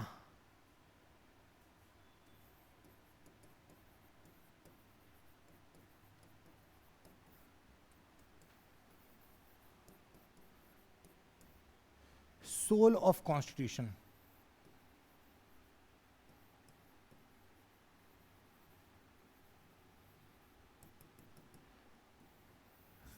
सोल ऑफ कॉन्स्टिट्यूशन काय आहे, संविधानाची आत्मा काय आहे, ठीक आहे. तर संविधानाची आत्मा म्हणजे फक्त संविधान असणं हे गरजेचं आहे का. जर मी म्हटलो की माझा भारत हा एक डेमोक्रॅटिक किंवा लोकशाही आहे, माझा भारत हा लोकशाही देश आहे, तर कोणी तुम्हाला विचारलं की का, कसं काय म्हणतो लोकशाही आहे, तर मी म्हणतो की माझ्याकडे संविधान आहे. जर मी असं म्हटलं तर हे उत्तर बरोबर आहे का, की चूक आहे, चूक आहे, कसं काय.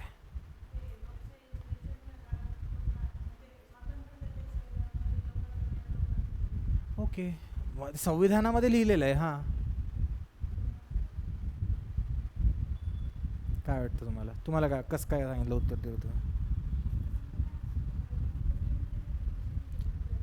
त्याचं इम्प्लिमेंटेशन होणं गरजेचं आहे. संविधानाची आत्मा असणं गरजेचं आहे संविधानामध्ये, फक्त आणि फक्त बुक असणं गरजेचं नाही. म्हणजे संविधानाची आत्मा काय आहे? मग जर एक कॉन्सेप्ट आहे, त्याचं नाव आठवतंय का? नाही, एक कॉन्सेप्ट आहे.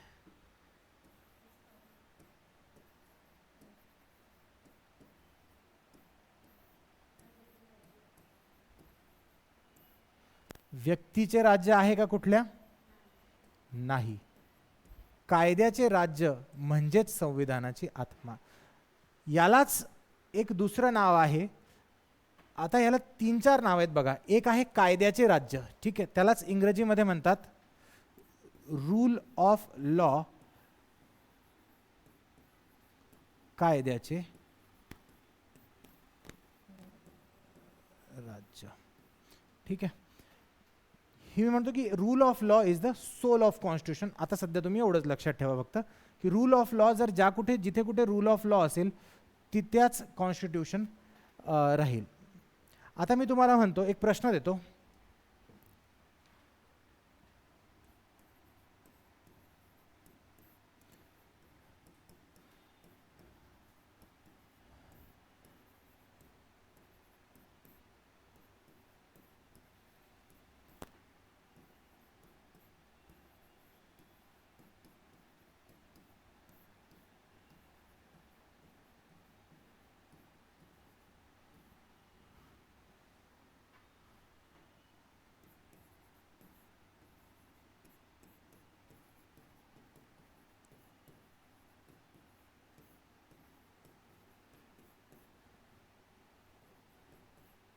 हे तिथे कसं लिहितात? असं आहे की असं आहे तिथे? हे बरोबर आहे का?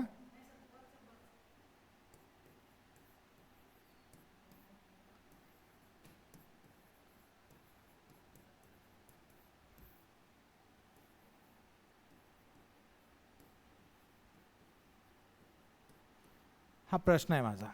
स्टेटमेंट 1, स्टेटमेंट 2, ऑप्शन आहे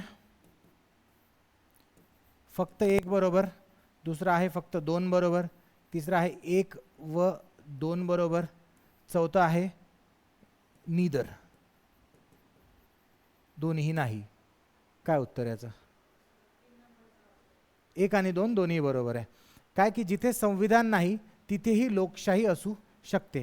तर तिथे जर लोकशाही असू शकते तर तिथे संविधान जरी नाही आहे तर तिथे काय असेल? मग संविधानाची आत्मा राहील. काय आहे संविधानाची आत्मा? Rule of law. Rule of law ह्याच कॉन्सेप्टला कॉन्स्टिट्यूशनलिझम पण म्हणतात.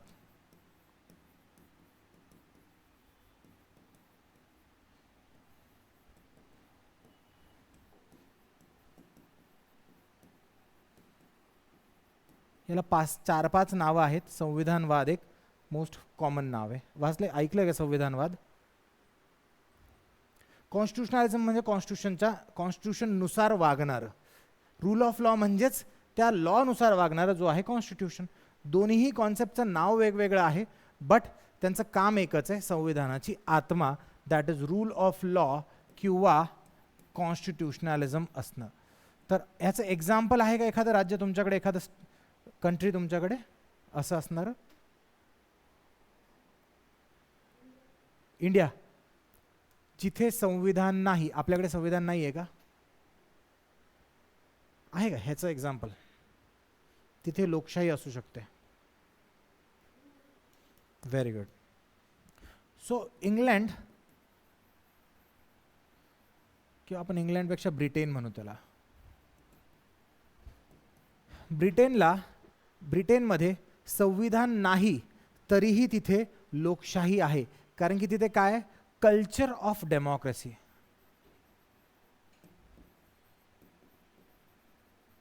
कल्चर आहे म्हणजे डेमोक्रॅटिक वागण्याचा, त्यांच्या वागणुकीतच चालण्या बोलण्यातच डेमोक्रेसी आहे, म्हणून तिथे टिकू शकतं ते. ठीक आहे. सो कल्चर ऑफ डेमोक्रेसीचा टॉपिक एक म्हणजे याच्यामुळे आला. मला एक कॉन्सेप्ट शिकवायची होती तुम्हाला. हे कॉन्सेप्ट जर क्लिअर असल्या तुमच्या, मी एक सांगतो तुम्हाला, जर अशा कॉन्सेप्ट क्लिअर असल्या तर पॉलिटिक खूप छान प्रकारे कळते आणि कॉन्सेप्च्युअल क्वेश्चन्स जगात कधीच चुकू शकत नाही तुमच्या.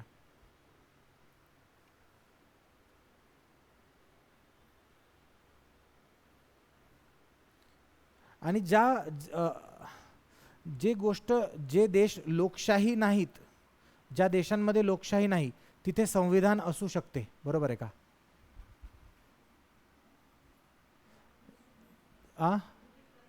ज्या देशांमध्ये लोकशाही नाही तिथे संविधान असू शकते. स्टेटमेंट राईट आहे की रॉंग आहे?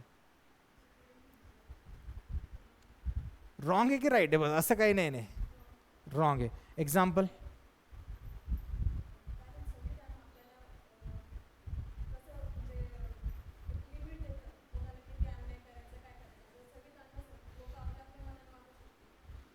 हां, बरोबर.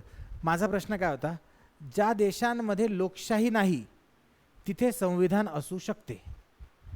तुम्ही मला रूल ऑफ लॉ सांगितलं आत्ता, कायद्याचे राज्य सांगितलं तुम्ही मला. ज्या देशांमध्ये संविधान नाही, ज्या देशामध्ये लोकशाही नाही तिथे संविधान असू शकते. स्टेटमेंट बरोबर की चूक आणि का?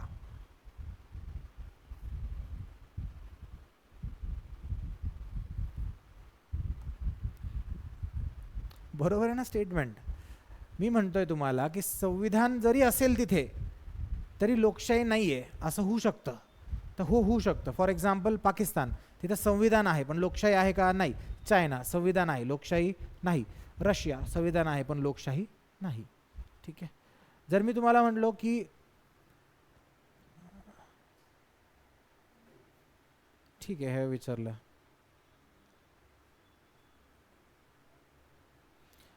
इलेक्शन्स निवडणुका फक्त आणि फक्त निवडणुका फक्त लोकशाही असणाऱ्या देशातच होतात. स्टेटमेंट रॉंग की राईट? एक्झाम्पल? पाकिस्तानमध्ये होतात, चायनामध्ये निवडणुका होतात. सो निवडणुका हे बेसिस नाही आहे की तुम्ही डेमोक्रेटिक आहे. हे ब्लर झालं, किती वेळचं ब्लर झालं आहे? त्याच्या समोर असा हात नाही आणि काढ बरं, ठेव अजून. ना ना, असं पटकन काढायची गरज नाही, अजून जवळ नाही हात, जवळ नाही, थांब थोडंसं. हां बस, ठीक.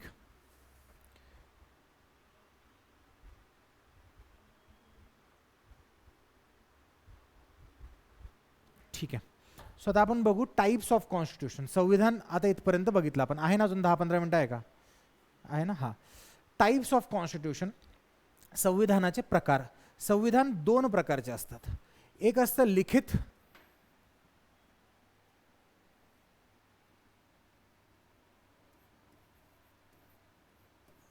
हे खित बरोबर आहे का सांगा मला? बरोबर आहे? नाही, तुमच्यामुळे सगळं चुकणार. अलिखित,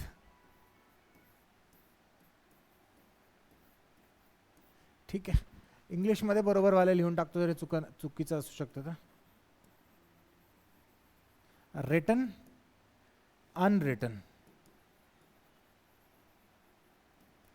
दोन प्रकारचे संविधान असतात. एक असतं संविधान लिखित आणि दुसरं असतं संविधान अलिखित.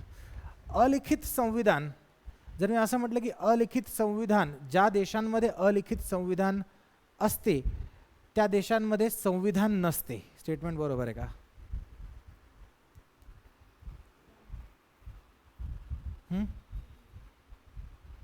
कसं? बरं, ज्या देशामध्ये लिखित संविधान नसते त्या ज्या देशांमध्ये अलिखित संविधान असते त्या देशांमध्ये कुठल्याही प्रकारचे लिखित संविधान नसते.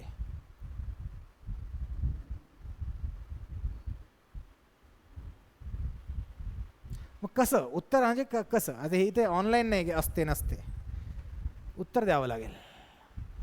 विचार केला आहे का कधी की बाबा ब्रिटन म्हणतो आपण, जिथे संविधान नाही आहे, तर मग तिथे लिहिलेलं काहीच डॉक्युमेंट नाही आहे का? आहे.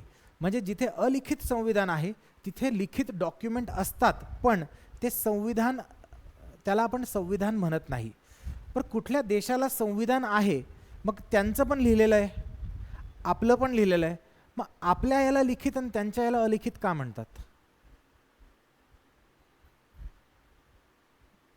आपल्या संविधानाला लिखित आणि ब्रिटनच्या संविधानाला अलिखित असं का म्हणतात, जर दोन्हीकडे पण लिखित डॉक्युमेंट्स आहेत?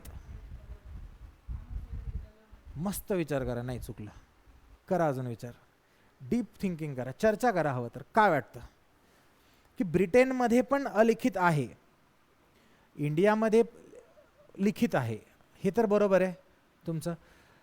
आता मग ब्रिटनमध्ये मी तुम्हाला आधी विचारलं की तिथे लिहिलेलं एकही डॉक्युमेंट नाही, हे बरोबर आहे का? तुम्ही म्हटले नाही सर बरोबर नाही आहे, लिहिलेले डॉक्युमेंट्स आहेत. मग लिहिलेले डॉक्युमेंट आपल्याकडे पण आहे, मग दोन्ही लिहिलेले डॉक्युमेंट आहे, मग आपल्याला लिखित आणि त्यांना अलिखित का म्हणतात? ऑनलाईन काही उत्तर असतील तर सांगत चला.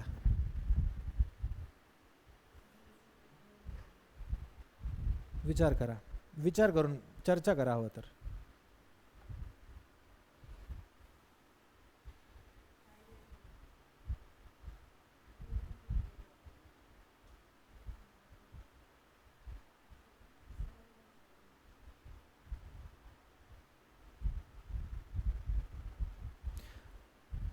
नाही आलं उत्तर?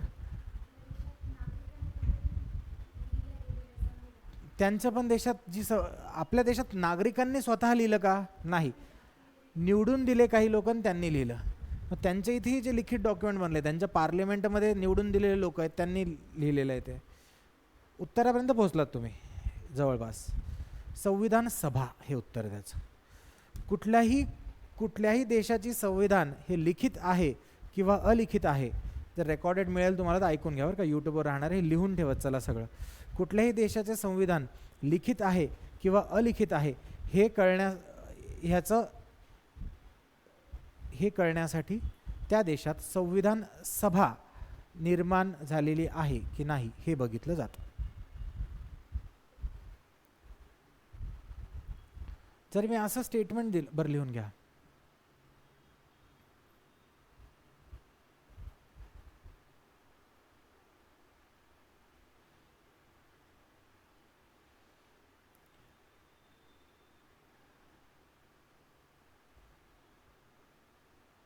ठीक आहे. अनरिटन कॉन्स्टिट्यूशनचं एक्झाम्पल ब्रिटन लिहा, रिटनचं USA आणि इंडिया लिहा. ठीक आहे, लिखित आणि अलिखितचं.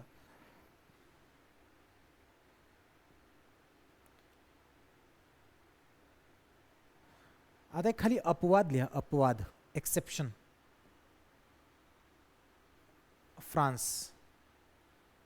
फ्रान्सचं जे संविधान आहे त्याला आपण लिखित संविधान म्हणतो, पण ते संविधान सभेने बनवलेलं नाही. हे एक अपवाद आहे, एखादा अपवाद असू शकतो.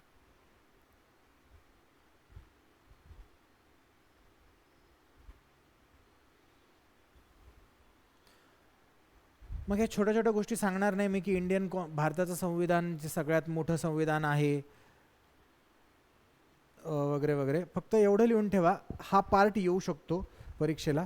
395 कलम आहेत आपल्या भारतीय संविधानामध्ये आणि 22 पार्ट होते ओरिजिनली त्यावेळेस 22 पार्ट होते आणि 8 शेड्यूल्स होते. ठीक आहे, बरं आता आर्टिकल्स किती आहेत संविधानामध्ये कोणाला माहिती आहे का?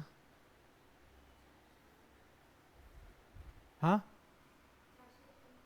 498 कलमा आहेत. आता शेवटची कलम कोणती आहे मग? 395 जी आहे तीच शेवटची, जी आहे तीच. जे कलम ॲड झाले त्या मध्ये झाले आहेत कुठे कुठे. ठीक आहे, आणि पार्ट आता किती भाग आहेत मग? भाग 26 भाग, 25 भाग, एक भाग काढला पण 25 भाग आहे, 12 शेड्यूल्स आहेत. ठीक आहे, ते हे पाठ करत चला. ठीक आहे, हे झालं लिखित आणि अलिखितचं. दुसरं आहे, अजून 2 पार्ट्स असतात. एक आहे रिजिड,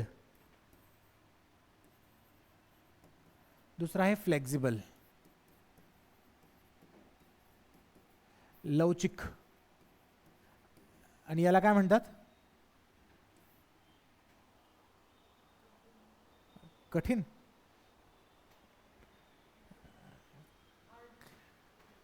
हा, तर इंग्लिशचं सांगितलं मी, रिजिड म्हणतात त्याला इंग्लिशमध्ये. ठीक आहे, हे कशावरती डिपेंड करतं, कोणती कॉन्स्टिट्यूशन रिजिड आहे, अवघड आहे, म्हणजे रिजिड आहे, ती बदलू शकत नाही तिला, आणि ही फ्लेक्झिबल आहे. कशावरून कळतं? तिच्या घटना दुरुस्तीवरतून कळतं. ठीक आहे, की घटना दुरुस्तीची पद्धत किती अवघड आहे आणि किती सोपी आहे ह्याच्यानुसार कुठलंही संविधान हे किती रिजिड आहे आणि किती फ्लेक्झिबल आहे हे कळतं. भारताचं संविधान रिजिड पण आहे आणि फ्लेक्झिबल, लवचिक पण आहे, दोन्ही आहे. ठीक आहे, आणि सगळ्यात रिजिड, जर प्रश्न असा आला की सगळ्यात खालीलपैकी सगळ्यात रिजिड हे वालं, कठोर म्हणतात वाटतं त्याला ना, ताठक र ताठर, तर हे रिजिड जे आहे, ताठर जी संविधान आहे, खालीलपैकी कोणतं, जर असा प्रश्न आला तुम्हाला, आणि मी प्रश्न तुम्हाला दिलं ब्रिटन, इंडिया, भारत, USA आणि फ्रान्स.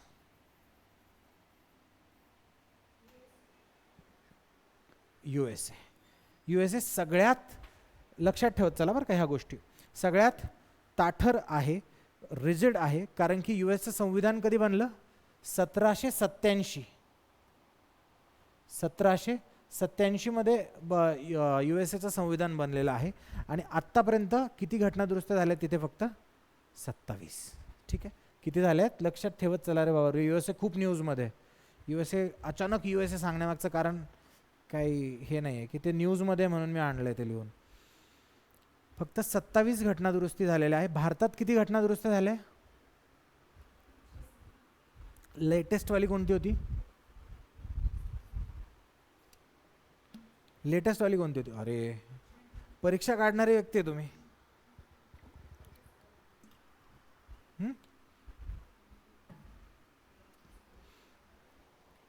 घटना दुरुस्ती क्रमांक 95 पासून तर 106 पर्यंत उद्या रट्टा करून यायचं. ठीक आहे, मी कधीही विचारेल, उद्या परवा कधीही विचारेल, 95 पासून 106 पर्यंत रट्टा करायचा.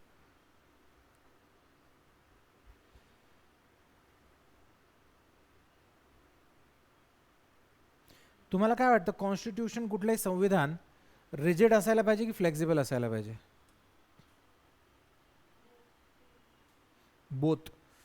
बोथ असायला पाहिजे. जर नालायक सरकार आली तर ती सगळं काय बदलून टाकेल, आणि केलंय तसं 1976 मध्ये, है ना. मग बोथ असूनही नुकसान झालंय आपल्याला. त्यानंतर चांगल्या सरकार आल्या म्हणून ठीक आहे. आपल्या भारताची पब्लिक भयंकर हुशार आहे, जरी कोणी आत्ताचे सत्तेत ते मूर्ख समजत असतात आहे भारताच्या जनतेला, पण भारताची जनता सगळ्यात हुशार जनता आहे. इंदिरा गांधी सारखी मोठी व्यक्ती त्यांनी त्यावेळेस पाडून टाकली, जस्ट बिकॉज त्यांनी आणीबाणी लावली. लोकांना आणीबाणी काय हे माहिती नव्हतं, बट लोकांना डेमोक्रेसी काय आहे हे माहिती होतं. तर डेमोक्रेटिक गव्हर्नमेंट, आपल्याकडे डेमोक्रेटिक कल्चर ॲक्च्युली आहे, ह्याचं एक उदाहरण आहे ते. ठीक आहे, सो रिजिड असली पाहिजे, कारण की एखादी फालतूची पार्टी येते आणि बदलून जाते मग. आणि भारताच्या सुप्रीम कोर्टनी हे पण लक्षात ठेवा, फक्त लिहून नका घेऊ, की हा जो रिजिड पार्ट आहे ह्याला कुठल्यालाच फ्लेक्झिबल करायचं नाही असं सांगितलेलं आहे. तर जो बेसिक स्ट्रक्चर डॉक्ट्रिन आहे ना, तर बेसिक स्ट्रक्चरचा पार्ट आहे हा रिजिड पार्ट, असं सांगितलेलं आहे. ठीक आहे, कारण की जितकं रिजिड राहील तितकं तुम्ही रूल ऑफ लॉ आपण फॉलो करू शकतो. ठीक आहे, आज इतकंच बघू, मला 9ला लेक्चर आहे पुन्हा. सो उद्या आपण मग डिफरंट वेगवेगळ्या टाईपच्या मेजॉरिटीज बघू, आणि ज्या पार्टवरती क्वेश्चन आले, मेजॉरिटीवर क्वेश्चन आलेत 1-2 वेळा, ते बघू आणि पुढे कंटिन्यू करू. काय डाऊट कुठे?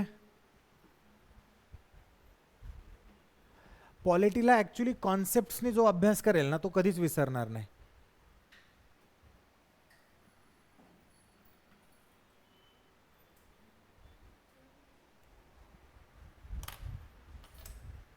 ओके, कट करून टाक. काही डाऊट नाही आहे ना? मला हे 2 लोक दाखव.